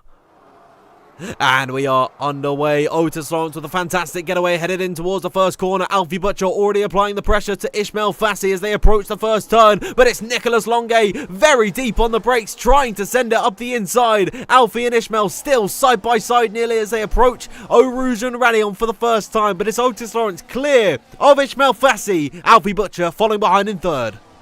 Indeed, and someone shooting off the track as well there, it seemed, at the top of Eau and Ranion as moves are looking to be made down towards the Lacombe chicane. Here comes Alfie Butcher looking to make a move ahead of Ismail Fassi. To the inside he goes, and into second place goes Alfie Butcher. Next on the cards for Ismail Fassi will be Nicholas Longue, who's on the medium tyres looking to make a large charge. He's on the grass down towards Rivage Corner, manages to keep the car straight as they head into the braking zone, and still in fourth place is Nicholas Longue. Further back, there's moves being made. Klaffenbach up to 15th. Nearly, just nearly, the two championship hopefuls in Nicholas Longue and Ismail Fassi could have taken each other out, and still Nico is right on the tail of Ismail Fassi, headed in towards Pouon, but he's going to back out for the time being. Nico is on a set of the medium compound of tyre, so he's got the early grip compared to the hards, which still need to come up to temperature. Shanaka Clay is he's actually back through on Julian Klaffenbach, down for 15th position. So Julian, coming towards the end of lap number 1, hasn't really been able to make any ground up, but he is on a set of the hard compound of tyres. We're riding on board with Nico here, trying to make a move on Ismail Fassi. Unless it's a late lunge in towards the bus stop, it doesn't seem like he'll go for it this time. No, he's looking to find the move, but he's not going to be silly about it. That's safe to say as we head our way out of the final corner to begin lap 2 of 22. This lap, DRS is enabled as Shanaka Clay is making a move ahead of Kian. We see Joris there getting ahead of Istvan as well. That's for 10th place. And further back, Julian Klaffenbach has dropped down to 19th. He's at Barry Burman, potentially trying to help Ismail Fassi, because both Barry and Julian have dropped down the grid, and Barry's keeping side by side as they make their way up to Eau and Ranion. But further ahead, we see Nico looking to make a move. Oh dear me, this is getting interesting because Jake Benham's getting involved. Oh my goodness me, somehow they've all been able to get through there, but Julian Klaffenbach has got the short end of the stick. Alfie Butcher has taken the lead away from Otis Lawrence. We'll cut back to that action there. I think Barry Burman and Jake Benham, they're going to have their own little scrap, but this has gone terribly for Julian Klaffenbach. At the end of the first lap, he's now down to 18th position, mired in traffic, who are all on the same compound of tyres. You can't make the excuse that they're all on the mediums and he's on the hards, because they're all on the same set. So he's got to fight his way on driving pace alone, and that will make this championship fight very, very difficult for him. I think as it stands, Ishmael will win the title. Don't quote me on that. We need Luke in here, really, at our beck and call, to just let us know who is winning the title at every single moment that we are unsure. As Tycho Hardy... I was going to say, I can keep an eye on what's going on, so whenever you need to see what the championship's looking like, say, and I'll have a quick look. As it stands, it would be Ismail Fassi that wins it by 7 points to Otis Lawrence. As we see now, Julian Klaffenbach looking to get the move for 17th to actually get ahead of the Ferrari. That's really trying to keep him behind. Whoa, they're side by side through Blanchimont. Barry Burman is not giving this one up lightly, and I think the frustration is beginning to settle in for Julian Klaffenbach, and he's missed his braking marker completely through the chicane. He gets a 3-second penalty for corner cutting. He might be able to get that one removed. He's given up the position, but you can tell the frustration is already there for Julian, and he's sending it already on Barry, who, by the way, I think has a bit of end plate damage, so that is causing even more trouble for Julian, who's been overtaken by Fabrizio Donoso. And every corner that passes, Nathan, I think Julian can see this championship win slipping through his fingers. Indeed, and it must be horrible for Julian, because look who's looking to make a move. It's Ruben Pedreño, down to 20th place for Klaffenbach. I mean, this is heartbreak for Julian. Definitely a lot of emotions for him right now. I mean, I don't know if a corner cutting penalty gets served in the pit lane or not, because some of them do, some of them don't. I know that a track limit penalty doesn't, but I'm not sure about a corner cutting one. So we'll have to see once Julian goes into the pit lane. And the annoying part is for him, if he was on mediums, he could have just pitted early and got out of that train with Barry and those behind. But because he's on the hards, he's got to go longer just for that strategy to just be formidable and work. So it's a little bit of a ruined one now for Julian. He's got to really hope for a miracle to get involved into this one, as Alvaro Caraton looking to defend off from Joris Krozen as they go side by side. And Krozen gets the move done into 7th. A brilliant start for the driver in the Haas car, who started quite a few positions down. So brilliant here from Joris to move his way up the grid. Yeah, let's have a little look at the positions gained and lost. Joris Krozen has gone up 7 spots in this race so far. Shanaka Clay is another big mover. He's up 5 places in this race. We've got a battle for 8th position at the minute. Alvaro Caraton continues to lose places, and Jan Halliday is looking up the inside of Joris Krozen as well. But now Alvaro goes back on the attack around the outside, makes a little bit of contact with Joris, I believe, to his rear left tyre, and that battle will subside. They're interrupting me whilst I'm trying to talk about the positions gained. Thomas Ronha, I think, is in the fray. This is brilliant stuff. Dan, Hello. I mean, this could get very interesting. Do you know why? Why? The moment Otis Lawrence would win the title because they'd be on the same amount of points. They've both had the same amount of wins, so it would go then to Otis having 2 second places and Ishmael Fassi having none. Well, that is incredible, isn't it? As Thomas Ronha gets through on Alvaro Caraton. Joris Cruzen has lost the position to Jan Halliday. Thomas Ronha has got the Spaniard still up his inside, but is able to keep onto that position. Shanika Clay running very, very wide through the second part of Les Combes. And this race, I mean, it really has been up and down already. I'm still thinking about Julian Klaffenbach. He's in such a heartbreaking position of, it's not over yet. There's still plenty of racing to be done, but you can't do anything about it. You can't do anything about this race for him. He can't win it at this point, so it's so difficult to be in his position. But it is only up from here. As Nicolas Longuet, by the way, Nathan, he's looking very close to the rear of Ishmael Fassi. I wonder if the Frenchman is going to cause some troubles between Otis and Ishmael, who at this point look to be the most likely to take home the title. Certainly, and I think there's one guy we've kind of forgotten about, so that is Thomas Ronha. He might be down in ninth at the moment, but I'm definitely sure he'll make his way up the field, especially once those on the mediums head into the pit lane. He'll be then right behind the back of those further ahead on the hard tyres. I think as well, another driver to keep an eye on is Danny Berejnay, currently third in the train of those on the hards, doing a very solid job here at the start of this one. Of course, would love to see another podium for him as Donoso and Pedreño go side by side. Off the track goes Pedreño, and potentially a chance here for Julian Klaffenbach to at least make a singular place here in this one. Yeah, he's looking towards the outside line, and Fabrizio Donoso gets it very wrong. And now Julian trying to make a switchback work on Ruben Pedreño. I think the fire's still in there for the Kick Sauber driver. They're side by side approaching Eau Rouge and Radion, and they're still wheel to wheel through here. They make a little bit of contact, but they've kept it all clean. And Julian Klaffenbach, he is down, but he is more than certainly not out. He makes up 2 positions in the span of just 1 sector. And now next on his list is Barry Boreman. Once again, this could be a bit more of a tricky battle there, but still, the fire's in there for Julian Klaffenbach. He has the fight left in him. It's just whether or not he can make his way through the field to at least try and score some points here today. Certainly, as we continue our way on, down in towards P1 again with, well, the leaders are heading out of P1.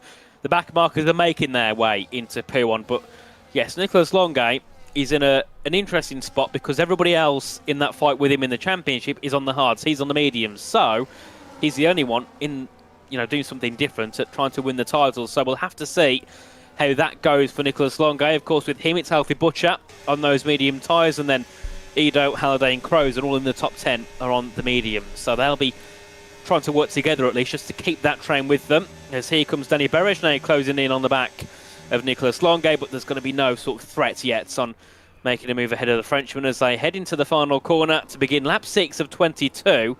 I'm thinking those on the mediums, you're looking at possibly lap 9 for a pit stop, maybe a lap earlier if you can get the tyres to the end. It all depends on how far you could drag a set of hards. Yeah, we're getting to the point in this race where the hard tyres and the mediums should be approaching the crossover phase. That will mean that in the next lap or so, the hards will become the quicker tyre. That is why that Nicolas Longuet is not really able to put the fight on to Ishmael Fassi, but is instead looking in his wing mirrors at Danny Berejnay, who's actually still beginning to push. He's on the battery at the beginning of the Camel Straight. He's saved up a little bit more than all 3 of the drivers in front of him. So watch out for Danny in this race. Of course, one last time out at Silverstone. Could still be in with a chance of taking victory here today. But he's in 5th position at the minute on the hard compound of tyres. This race continues on. We're down through Rivage. Still, we're in one massive DRS train. So one domino topples and then the rest fall with them. It really can, everything can change from this point onwards. If anything were to happen at the front of the order, that could create a domino effect, as I was saying, down the rest of the grid. So keep your eye on this one. We're watching Thomas Ronhan now on the back of Joris. Yeah, I think the hards are becoming a little bit quicker. I've kept an eye on Thomas this last lap, and he does really close in on the back of Joris through most corners. So I think the hards are starting to become the more powerful tyre. So we'll have to see how that goes over the next lap or two as Berejnay once again closing in and getting closer than ever onto the back of Longay, and Thomas Ronhard just biding his time, not too eager to get a move, but you can certainly see he's closing in and on occasion looking for a potential opportunity as we head back down towards the bus stop chicane once again, lap 6 of 22 to begin lap 7 of 22, and still Alfie Butcher leads this race after missing most of the season, making his first appearance last time out. It was in round 11 at Silverstone. It was a P2 for him. Wouldn't that be nice if he can get a P1? It'd be a 100% podium streak after not being here since, well, after not being here for the first 10 rounds. Absolutely, it's been a fantastic season from him. We are still on board with Danny Berejnay, who looks just that little bit closer to Nicolas Longay, headed in towards Lecom. The leaders have changed hands as well. They are side by side, and Alfie Butcher has lost the lead to Otis Lawrence, who now puts a car in between himself and Ismail Fassi. That could have big implications for the championship. Danny Berejnay was not able to make a move on Nicolas Longay. Being in the DRS train means that the luxury of DRS is essentially nullified for everyone, barring the leader, who of course has no one in front of him to give it to him. So Danny Berejnay not able to make the move that time by, but he remains in P5 just behind Nicolas Longay. And now, Nathan, I want to know what this does for the championship for Otis Lawrence, because of course previously it would have gone to count back on the amount of second place finishes, and now he's put a little bit of daylight between himself and Ishmael.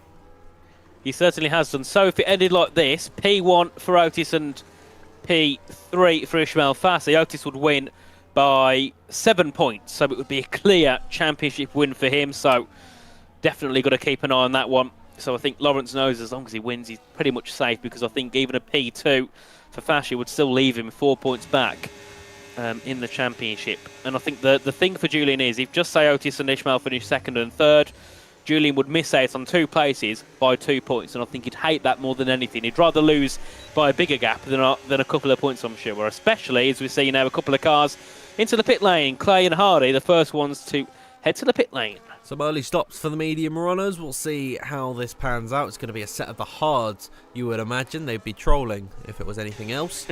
Here is Thomas Ronhar on a set of the hard compound tyres compared to Joris Cruzen's mediums.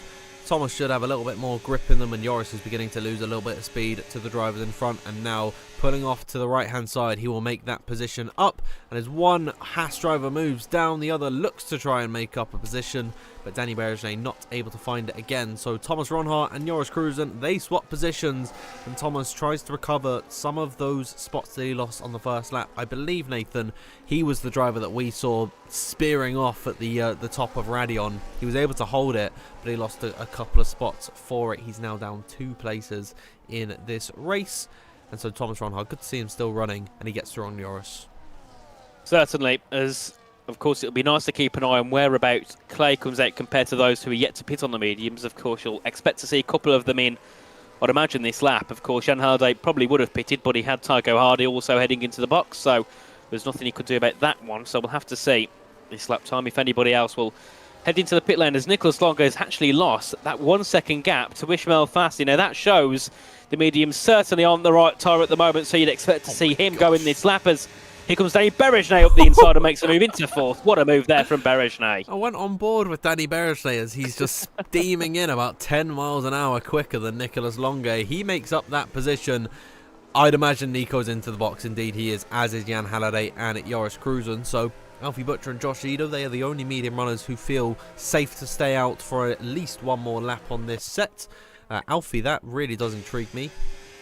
Given that he is in the fight for the lead at the minute, he's really trying to extend these mediums as best he can so he doesn't lose out later on the race, in comparison to Otis and Ishmael, who we are on board with as we ride down the Kemmel Straight, but he's nowhere near to make a move on Alfie Butcher, and this is why it's so frustrating to be that third place driver in this long DRS train, because there's really nothing you can do. The 2 leaders will DRS off each other and make up positions on one another, and there's nothing you can do whatsoever. Nathan, as we look down towards the rear of the field, we see Joris and Jan swapping positions, but Shanika Clay and Tycho Hardy, they've done well to get within very close to these guys. Yeah, definitely. They've gained quite a bit of time on that undercut, so that shows that that strategy does work, going that 1 lap earlier. And I think there's a little bit of relief there for Nicholas Longuet, knowing he's got such a gap back to Joris Kroos, and he hasn't got to worry about cars behind looking to make moves just yet. So he can just focus on pushing the car forward and trying to see how much he can eliminate that gap down to once we see Otis Lawrence and Ismail Fassi enter the pit lane, because of course he's more in a race with those that started on the mediums at the moment rather than those that started on the hards. But of course, once you get down to the final couple of laps, anybody is looking to get past anyone. As we now make our way out of Stavelot through Curvepool Frere and back down towards Blanchimont Milonga. He's bringing that gap down to Donoso, but of course that's not a surprise because of his tyre ages. We now see Alfie Buscher and Josh Ido into the pits. Now here's the interesting thing for in the battle for the lead. Ismail Fassi, now without Alfie Butcher in front of him, does not have the benefit of DRS on Otis Lawrence. So the gap is 1.4 between those guys. You need to be within a second of the car in front to take DRS on your rival. That will mean Ishmael's got to expend a bit more resources, push that little bit harder to get back within DRS range and really take the fight to Otis Lawrence. You do not want to let him get up the road and become untouchable later on in this race. So we check back in on Barry Burman and Keen Hundorp. They swap positions for 9th and 10th, and Joris Cruzen is through on Josh Ido. Now that is interesting, Nathan, because Joris was behind Josh and now they've swapped over positions. Indeed, as we do see Jan Halliday making a move ahead of Josh Ido. He goes up into 17th. That's a good move from him. That's net P4 at the moment for Jan Halliday. Of course, it's net P3 here for Joris Kroos. What a race this could be for him. But of course, I'm sure it won't stay that way once all of those on the hards have pitted onto the mediums and they start to charge through the field. As we make our way through towards No Name again with the net leaders. It's Alfie Buscher with a decent gap ahead of what's happened. Oh, Josh Ido, nice save from him there, but he gets it completely wrong off the exit of Jackie X corner, No Name, whatever you want. He keeps it out of the inside wall. He loses a spot though to Shanika. Well, I saw the aftermath of that. I saw a goated LP in a little bit of an interesting angle, of No Name. So not ideal there for Josh Ido, especially since he's on a brand new set of tyres. He doesn't really want to be in the situation where he's trying to fight against those that have pitted 2 laps earlier. As we see further at the front though, Ismail Fassi has brought that gap down now to a second. Below a second, but of course it depends if it's enough by the time they get to that DRS line, and I think this time around he's just about missed out by half a tenth, I think. Yeah, Otis completely burned his battery in comparison to Ishmael to break the DRS, and that has worked very nicely. It's right at the bottom of Eau Rouge is where the DRS detection point is, and with the slipstream and a bit of his battery as well, the very small dregs of slipstream that he will be getting, Ishmael is able to bring it back within a second of Otis. As Jake Benham and Barry Burman, they swap positions. Barry's silently been having a fantastic race so far. He's been making up positions where it counts, and he's running P8 at the minute before his pit stop. So keep an eye on him, and he really could come to help Ismail Fassi out later on in this race. More swaps further down the order. Shanika Clay and Jan Halliday are doing battle. Josh Ido and Tycho Hardy are doing the exact same as well. And this is an incredible battle. I saw them flipping and flopping positions, Shanika and Jan, but seems to have subsided for now. Certainly, and something that could not help Julian Klaffenbach if he gets past Keane Gardnerop is that the fact of Jake Benham is lagging quite profusely. He's lagging a lot on my screen, and looking in the Discord chat, we also saw a message saying that Jake is lagging everywhere. So if Julian gets past Keane, it could be a little bit of a sticky situation trying to get past McLaren that's jumping in every position possible. So hopefully Jake's internet sorts itself out over the next couple of laps as they make their way through Blanchimont and down towards the final corner, as Nicholas Longuet has also brought his gap down to the back of Alfie Butcher. As we do see the first of the hard tyres in, and it's Istvan Pukki. He strikes first off of the hard tyres.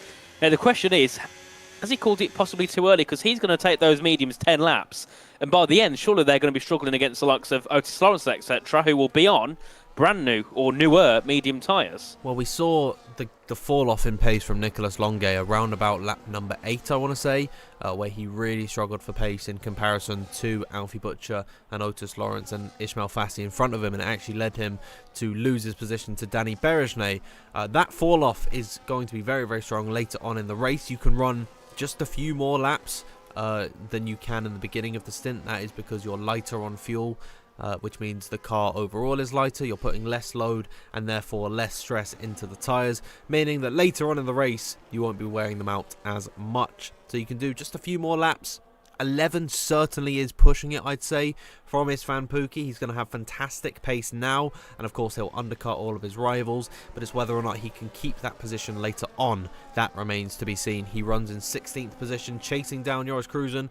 We got a penalty from Fabrizio Donoso as well. That is the first penalty coming from 3 warnings here today. Julian Klaffenbach got his for his track extension down at the final turn. Now, he gave up all the time there. He didn't gain anything. I think he could get that one removed. Who, Julian? Yeah, Julian.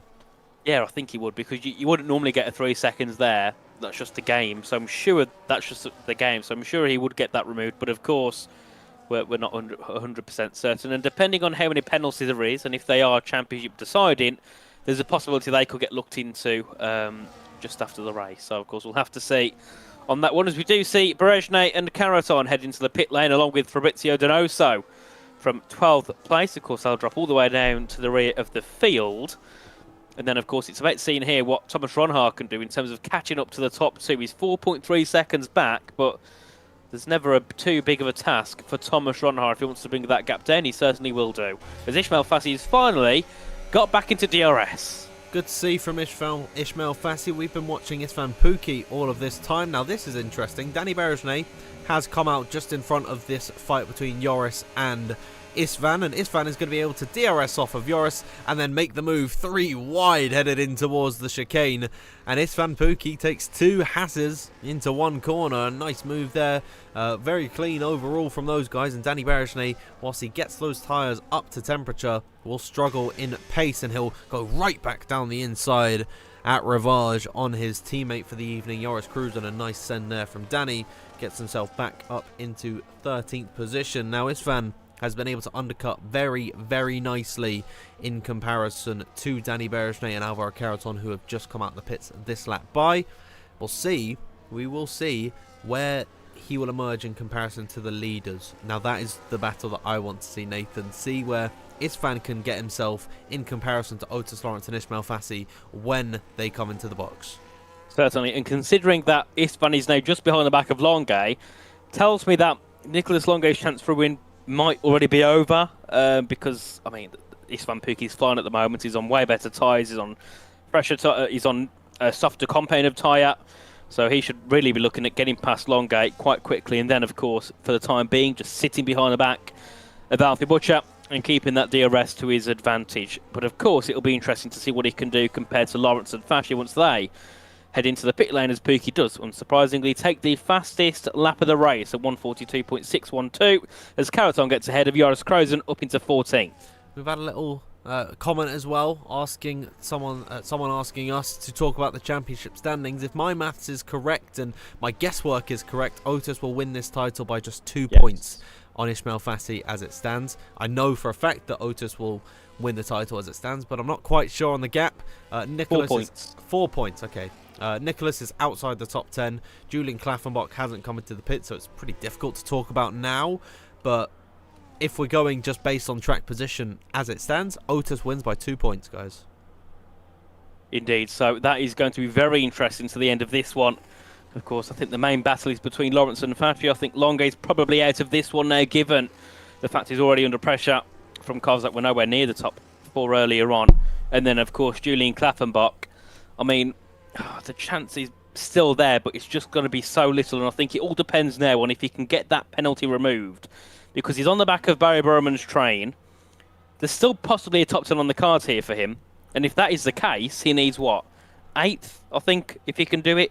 No, sorry. If Otis wins, he needs P5. Oof, that is going to be a difficult one. And here comes Otis Lawrence now into the pit lane. Interestingly to see, Ismail Fassi has decided to stay out on circuit, as has the 2 Dutch drivers of Thomas Ronhaar and Duncan Hofland. Barry Burman stays out on circuit. Julian Klaffenbach is into the pit lane. So 2 championship contenders pitting at the beginning of lap number 15. 14 laps on their hards. They will have no problem getting these mediums to the end from lap number 15 onwards. and it's interesting to see where Otis Lawrence will come out in comparison to everyone else. He's exiting the pit lane now behind Alfie Butcher, and Nicholas Longuet is right alongside him, approaching Eau Rouge and Raddy, and I think, yes, Otis has been able to get through. So Alfie Butcher undercuts Otis Lawrence, but has 5 lap older hard compounder tyres, as here comes Nicholas Longuet down the straight and in towards Les Combes, will make that position on Otis Lawrence. Indeed, wow. And Otis there looking to go back for it again. Nicholas Longuet goes deep to cut him off, and oh no, this could end badly here, down towards Ravage corner. Nicholas all the way to the inside, Otis on the outside. They make a slight bit of contact as they make their way through. Nicholas still on the inside, it switches to the outside for No Name, and I mean, that was a move that needed to be made there by Otis Lawrence. He gets it done, brilliant work. Oh my goodness me, Nicholas Longuet really did not want to give that one up. That was the unstoppable force against the immovable object, and it seems like the unstoppable Otis Lawrence makes it through on the stoic Nicholas Longuet. But wow, that was a very close call. I thought that they were going to make some big contact, and both of them were seen out of this race. Nicholas Longuet, he's had his fair share of controversies, as has Otis Lawrence actually so far this season. Nico got a race ban earlier on. I believe it was Brazil that he had an incident with Julian Klaffenbach, a championship contender today. But we're all long past it now, and we just hope for a clean end to this championship. Ismail Fassi stays out on circuit, as does Thomas Ronhart and Duncan Hoffland. 4th down to 7th are all into the box, and that's not what you want to see from Ruben. He speeds into the pit lane, takes a 10-second penalty. He certainly does, and I'm just looking at as we do see here, Danny Bereshna up the inside of Nicholas Longuet. He gets up into P6. So Alfie Butcher will be the leader. If you look down, at the moment Julian Klaffenbach would be sitting 11th. He needs to bring that gap down to those ahead. Maybe, if he's got the pace, top 5 could be on, potentially here, because of trying to get ahead of those on the older hards. If you can bring that gap down quickly, there's a chance, as we do see Otis Lawrence take the net lead of the race, and, well, that's a championship winning position. And now, with the we can actually look at the gap to the leader. You can see how much time Otis Lawrence is taking out of every single corner on Ismail Fassi. I wonder, are the top 3 pushing for a red set of tyres towards the end of this race and really try for an aggressive, long overcut strategy? That remains to be seen. I don't know if it's quite possible from lap 17 to lap 22. It might be. You do 6 laps on a set of the softs, including 1 warm-up lap. It actually could be done. They've all got a spare set, so maybe, just maybe, that is what the top 3 are looking to do. Nevertheless, Otis Lawrence is still closing that gap. He will be way, way far ahead of Ismail Fassi once he comes out of the pit lane. We'll have a look at Ismail, see what he is going to do this lap by. If he stays out, which he's not going to do, Nathan, I wonder, are the softs on the cards? I mean, possibly, but I just think it's a bit too risky at this point, because after 3 or 4 your tyres are dead. It's mediums for Fassi. I presume the same will be for Ronhart and Hoffland here. I don't think the softs are really much of a viable race tyre. As into the box shortly goes Thomas Ronhart. Yes, it'll be mediums for him as well. So we continue on and we get back to the actual net lead of the race, and it is Otis Lawrence ahead of Butcher and Bereshna, the top 3. Danny Bereshna took a win last time out, so wouldn't it be nice to see him back on the podium? And as things stand, where would Klaffenbach be? 15th. Wow. He's behind Hoffland and Ronhart, but he's in the DRS, and that's the key thing. It's a difficult spot for him to be in, but it's never say never. Anything can happen, everything can happen, and everything will happen here today, as Ismail Fassi, he emerges in 7th position, but with the freshest tyres out of anyone inside the top 10. His closest rival is Otis Lawrence, who is on 2-lap old medium tyres, and Ismail has that sense of urgency. He's trying for the move on Istvan Pukki right around the outside of Ravage. That'll turn to the inside for No Name corner, and he makes the move stick on Istvan Pukki, who was dead set on forcing Ismail to the outer extremities of the circuit. Ismail, he was brave enough to go there, and that was incredible stuff. He's up into 6th position now. Next on the hit list is Nicholas Longuet with 8-lap older tyres than him. Indeed, and if Lawrence wins, which it's looking likely at the moment, it means that Julian Klaffenbach needs to finish 5th or higher. He's currently 14th with a penalty, so this is a long, long race here. Well, it's not that long, it's only 5 laps, but it'll feel like a long race for Julian as Ismail Fassi makes a move ahead. of Nicolas Longuet. Brilliant move. Yeah, nice stuff. Nico, not really any defence that he could have taken there. Next up is fellow countryman and former teammate Alvaro Caraton. I can't think that Alvaro will make this very difficult for Ishmael. And yeah, that was the easiest move that he's going to make today. Alvaro Caraton just stepping aside, knowing that Ishmael is quicker. And Ishmael will move into 4th position. Fabrizio Donoso is our first retirement of the day in the pit lane. We're still watching on board with Ishmael Fassi. I feel like a double overtake could be on the cards as they climb to the top of Eau Rouge and through Radion they go. What can Ishmael Fassi do? Headed down in towards the Lake Combe chicane. The DRS train makes this so difficult to do, and he's going to have to sit behind.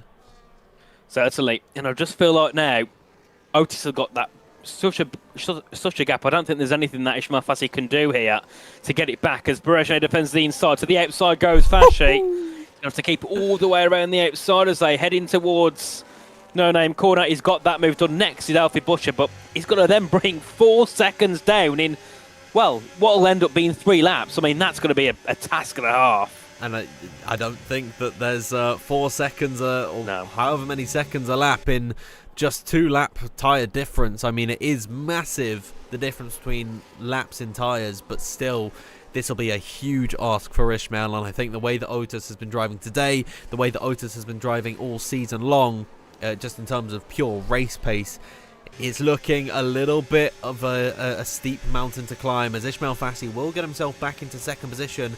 And now, this time by, it is 4 laps to go. The gap between Ishmael and Otis Lawrence is 5.1 seconds here.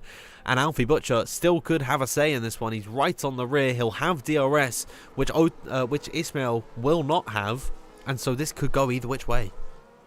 Certainly could do. So 4.8 seconds, 3 laps to go in this race. It seems like it's a given here for Otis Lawrence, but anything can happen in these next couple of laps. And while we're here, Dan, I'm going to have a quick check at the incidents page to see if there's any sort of track limits here for Otis Lawrence. And looking down, I don't think he's even had one. Wow. At the moment. No, he's fine, isn't he?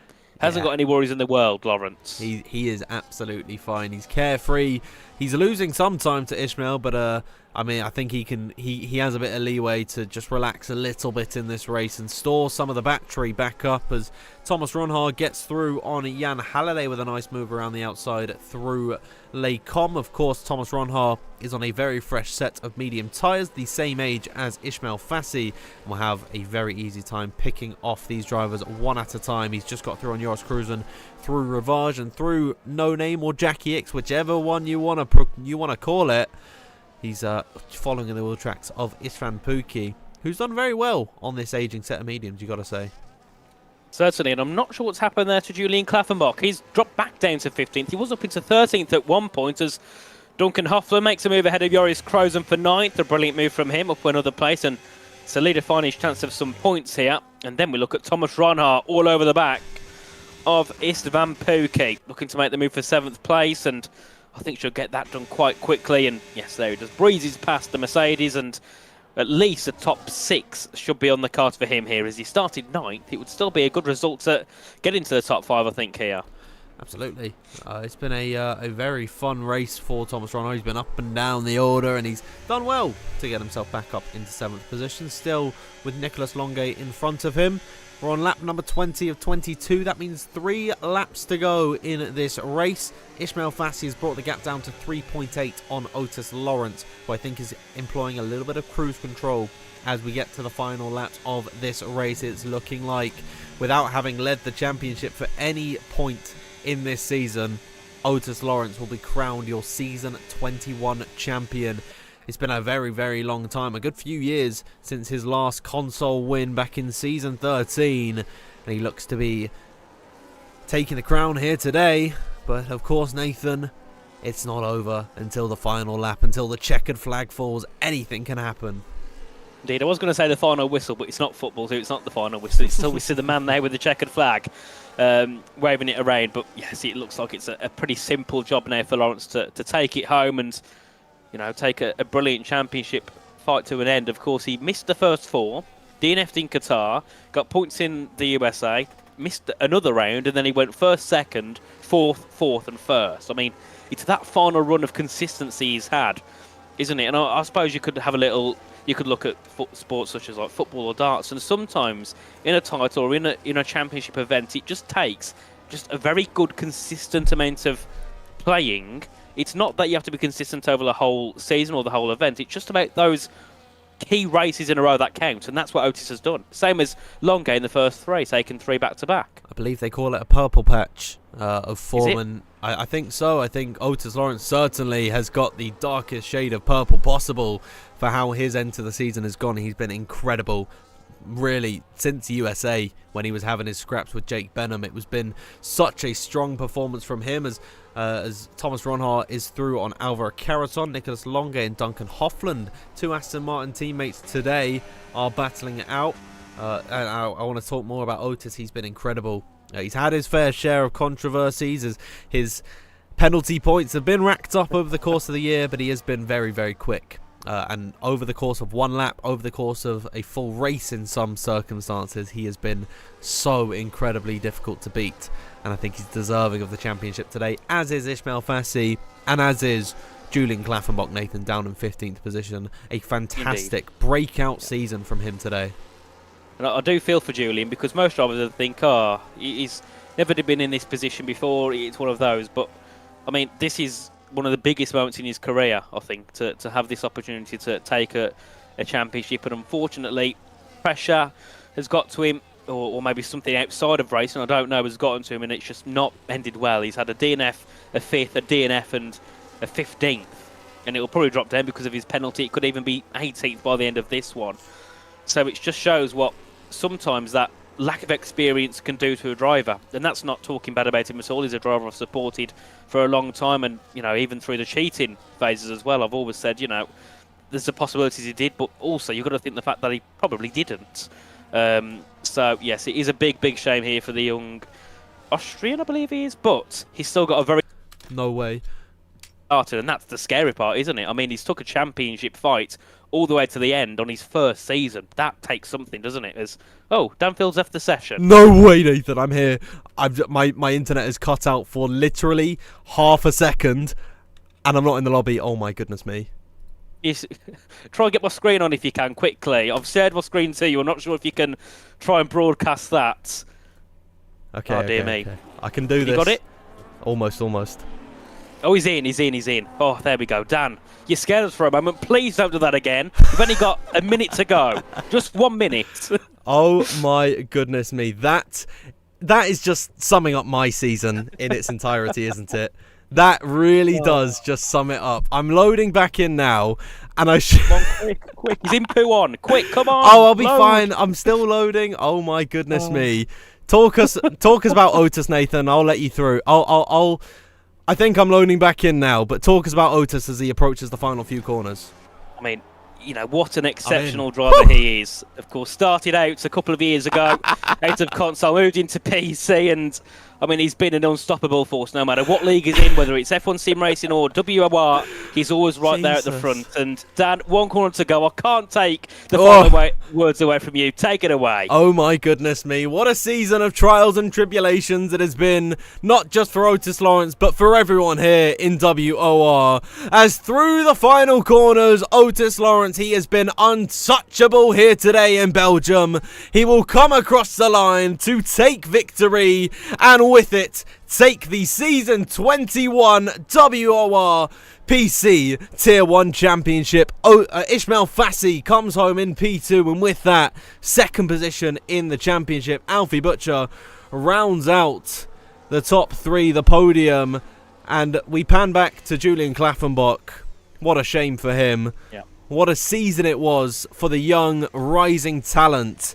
But unfortunately, at the final hurdle, it was just that one retirement in qualifying, and his entire trajectory could have been changed.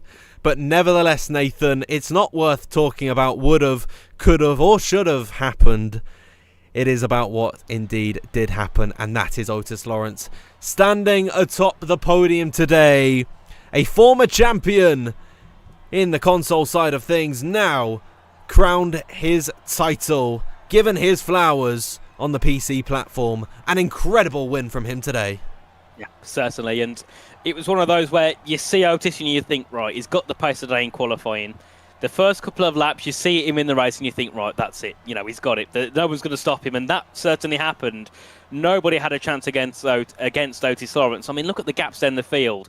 Ishmael Fassi as well. Hats off to him. He was in another world, finishing another 5.5 seconds ahead of Alfie Butcher in third place. So, yet again, congratulations on your second podium in your second appearance. Fourth was Ron Hara ahead of Danny Berejnay. Then we had Alvaro Caraton, Duncan Hoffland, Nicholas Longate, Barry Burman and Jan Halliday reigning off the top 10. Then we had Joris Krozen, Jake Benham, Kian Hoodendorp, Shanika Clay, Julian Klaffenbach. Commiserations to him, finishing in 15th ahead of Tycho Hardy, Is Van Pookie, and then of course we had Pedreño, Ido, and then unfortunately a DNF. It was Fabrizio Donoso, but there we go, Dan. A championship has come to an end, and it feels like me and you haven't been together commentating for longer than a season, doesn't it? I know it's been wow, what a way to bring us back together, Nathan. That was fantastic, honestly, and I can't believe that was the most typical thing to have happened to me, where I disconnect right at the end, and it almost ruined what was an incredible championship win from Otis Lawrence. But luckily, it's all okay, and we're just going to laugh about it. We're not going to... Jesus. Wow. That, I'll tell you what, I did not need that. My heart rate was ba-bum, ba-bum, ba-bum, ba-bum, ba-bum, ba-bum, ba-bum. Well, I thought the weird part was I was talking, and though I heard no sound. Normally I hear some sort of sound in the background. I'm thinking, where is he? I stopped speaking, then it says Danfield left the session. I'm like, oh no, dear me. Oh, can you not scare us like that again? I think that's the worst we've got to at this point. It's took us many seasons, and you've nearly missed the championship finale. Well, the ending of the championship finale, anyway, where it would have actually been quite an interesting win as well. Not the one we would have expected. Yeah, just wow. Just is the only thing I can say. But enough about my awful internet and possibly. By the way, talking about awful internet, I think we know why Jake Benham was jumping around. I think, at least I'm thinking, he was trying to download Call of Duty. Oh. And that's why he... Yeah, Hang on, a message from in the chat saying Otis Probs will get reported anyway. He's just joking around. I think he's... Oh. Yeah, Okay, no, good. little laugh there. Speaking of Otis Lawrence, Nathan, let's drag him in. Let's get an interview with our season 21 champion, Otis Lawrence. Otis, how does that sound? Oh, it feels great, considering I didn't do every single race of the season. I'm really happy. We've been really strong pace-wise in WR in the last few rounds, so, the team's been perfect. I feel like I've been driving really strongly as well, and it's good to see Danny and Josh up there as well in qualifyings. But yeah, I'm really happy. It's a great way to end league racing on this game. Hopefully esports can be the next one. Yeah, absolutely.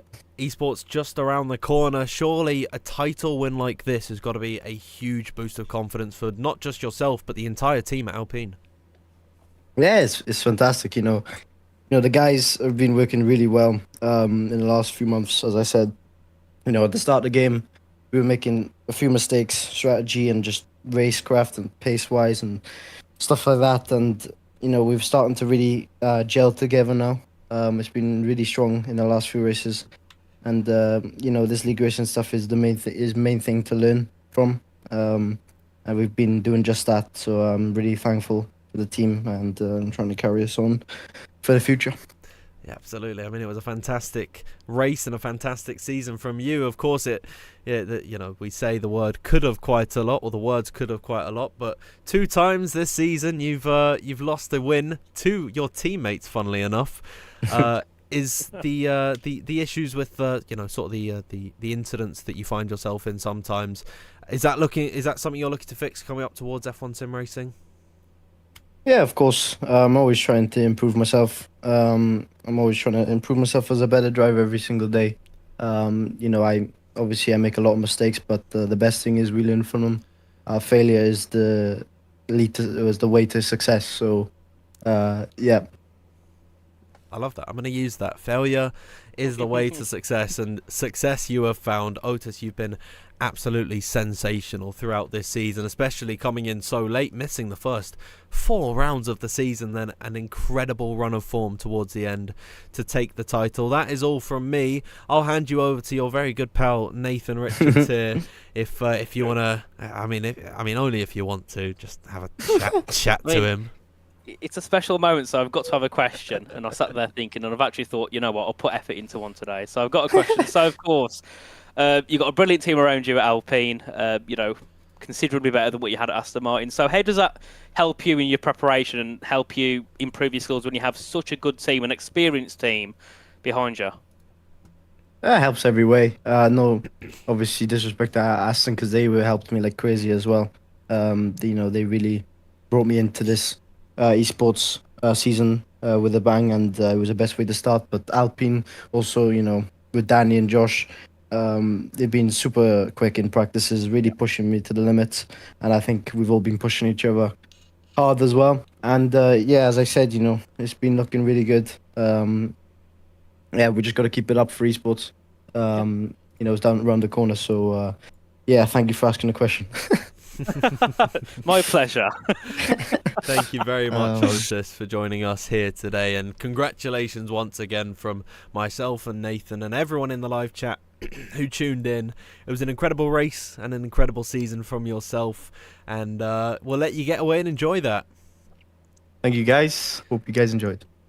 Oh, we absolutely did. Thank you very much to Otis for joining us. Now, Nathan, we've got a choice, actually. This is quite rare that we've got multiple people waiting for an interview. Yes, we've got Alfie or Ishmael. Who do you want to bring in for you can give the next interview. Who do you want to bring in? We'll bring in Alfie just because I said I'd drag him in soon, and that was 5 minutes ago.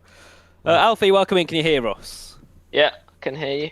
Perfect. So, great way to end off your season of 2 races, 2 podiums in a row.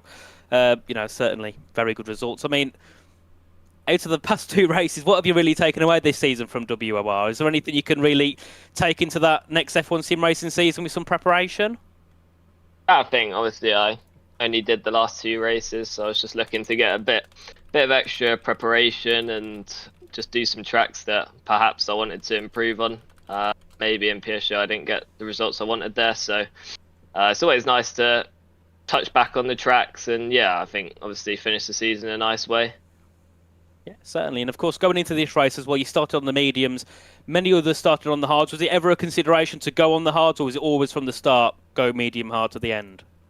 Yeah, I think the preparation for this race didn't do as much as I normally would for another race, so maybe that was the reason why we got it a little bit wrong today. It was quite clear that medium hard didn't really stand much of a chance for the race win, as obviously the hard medium runners came out literally right behind us. So I think I was quite fortunate to even come home in 3rd today. So I'm happy with the result. Yeah, certainly. And of course, headed into F1 sim racing in probably 2, 3, 4 months' time. I mean, what are your kind of expectations now? Are you looking to try and fight back up at the top of the championship like you've done in the past, or is it just about getting some more experience and getting some good results in? I think my first 2 seasons in esports were positive, so I think we'll be looking to fight for the race wins and ultimately fighting for both championships is our goal. Great answer. Well, that's all from me, Alfie. Congratulations on 3rd. Anything from you, Dan? I have no questions for you, Alfie, but it's always good to hear from you here in the commentary box. Thank you very much for joining us, and well done. A fantastic P3 from you today. Cheers, Dan. Okay, that concludes our interview with Alfie, and we've got one more waiting for an interview. I can't believe we've actually got 3 people waiting here today. Oh my goodness me, I don't know if that's coming through. Hello. Oh, I have it muted because that happened last time. That is hilarious. Ishmael, you've just joined to the sound of Wide Putin. I don't know if you've got that set, but welcome in. I hope everyone in the live chat could hear that. I had to take my headset off because it was that loud. But first and foremost, welcome in. How are you feeling after P2 today? Of course, just missing out on the championship. It's got to hurt at the end of the day. I will take it, to be fair. I was quite surprised with how Q3 went, because looked like we were struggling a bit in qualifying, and yeah, just got the lap in Q3, and I was happy, even though it wasn't pole. I was happy because it took last chicane carefully just to not bottle the lap. And yeah, then in the race, even though we didn't win, pace was there. To be fair, I'm happy. We just thought that not pitting same lap as him was gonna be better, considering that I would have had, I think, 2 cars in between if I had pitted with Otis. Yeah. So yeah, I will take it. It hurts that I got that humiliating penalty in Silverstone. But yeah, it's all good. We will learn from this, and yeah, happy with the pace. Absolutely. I think, a championship like this, league racing, really can be great preparation for the upcoming F1 Sim Racing Championship. And, well, with what happened in qualifying with Barry knocking out Julian, which kind of changed the entire trajectory of this championship, it seems like you two as a unit and as a pair and as a team at Ferrari, you seem very, very confident coming into this season. Yeah, I mean, we all know who Barry Borman is. He's finished in at the top of the championship many, many times in F1 Sim Racing. So hopefully, if we know more things about F1 esports this season, we can have a good one and get the trophy. I would love to see that from you. Of course, you've really made yourself one of the top drivers in the past couple of years. I mean, judging how close you've come today in winning a championship this season, do you feel that maybe the sim racing title is on the cards? I mean, there's one clear goal when you join Ferrari, which is to win the championship. So yes, we will have to go for it. That's what I want. That's what I like to hear. That the aura that Ferrari brings is you gotta win for them, surely. I mean, all the Tifosi at home, they'll be rooting for you, Ishmael. It was a fantastic race from yourself and a fantastic season from yourself, and you really do deserve it. I'll hand you over to Nathan if he's got any questions for you. Well, I couldn't think of an actual question, but I've got one actually. I don't know what his answer will be to this, but Ishmael, what are your thoughts on spending an extra year on F1 25? I have no words. That's a if I loaded speak, question. I'm in big trouble. The classic statement. Honestly, I just if they improve if they actually add slipstream, not improve, if they add slipstream, then maybe we are happy with what we have. So yeah, in the end, I think it's a positive thing what they are gonna do. I believe that every year they've been releasing pretty much copy-paste games. Yeah. So if they really put the job and do a great game, create a great game, then yeah, hopefully we will enjoy it. Hopefully. I think that's what we all want more than anything. But yeah, that was my question. Thank you. Thank you too as well, mate.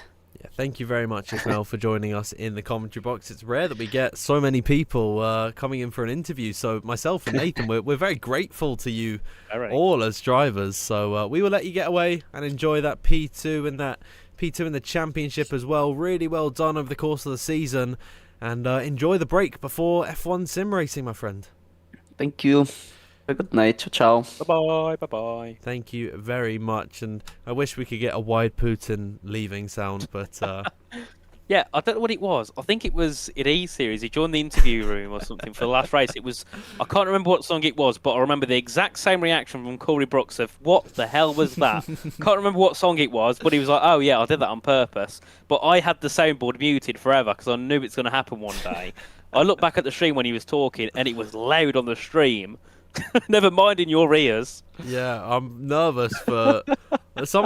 Time to Rest Bro said, "Oh dang!" So I wonder if that's his reaction to the very very loud wide poot. You know the meme where he's like,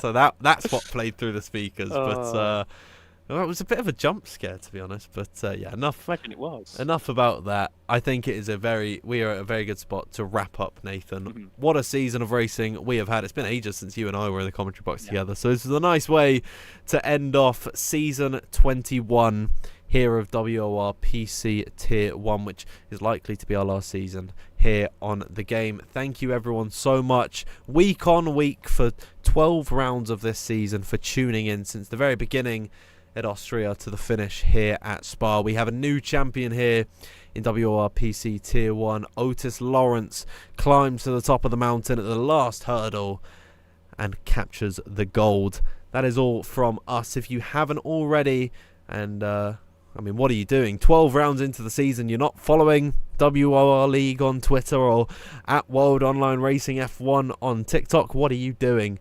And if you haven't already, please make sure you subscribe as well. It's the big red button beneath our faces. And if you want to keep up to date with all your WOR news, and actually season 22 for Tier 2, both on PC and console downwards, make sure you're joining the Discord server. The link will be in the description. If you want to find myself on Twitter, it is at DanfieldF1_, and if you want to follow Nathan, it is at RichieF1 with the I's replaced by the ones. Nathan, before we head off, any final thoughts on this season from you? I mean, first of all, a big thank you to everybody that's taken part, the drivers-wise, because it's been a very struggling game cycle, just like it was on F1 24, and week in, week out, we see the same names turning up and racing, so a big thank you to those guys. And, of course, Luke, the man behind it all, who's got to listen to everybody's moaning from Tier 1 and all the tiers down, and on the console side as well. A great job by him and the team. And then, of course, to you as well, Dan. Without the issues, I think you're a brilliant streamer. That was scary, honestly. I'm still thinking about it. I'm going to go back on the stream and see. In your sleep, nightmares. Yeah, I'm going to what wake would have up. happened? I mean, in the cold that we've got, I'm going to wake up in a cold sweat somehow. Yeah. What a way to end off the season, honestly. That is everything, though, guys. Thank you to our sponsors at Gridfinder and Next Level Racing. Make sure you follow us on all of our socials. Join the Discord as well. Thank you, everyone, for tuning in to Season 21 of WOR PC Tier 1. We will see you on what is to be F1 25.5, I suppose. Whatever you want to call it, 2.0. Who knows what we'll be doing in about 10 months' time. It has been a fantastic ride for myself and Nathan. Thank you for the final time, and we will see you very, very soon. Thank you, and good night.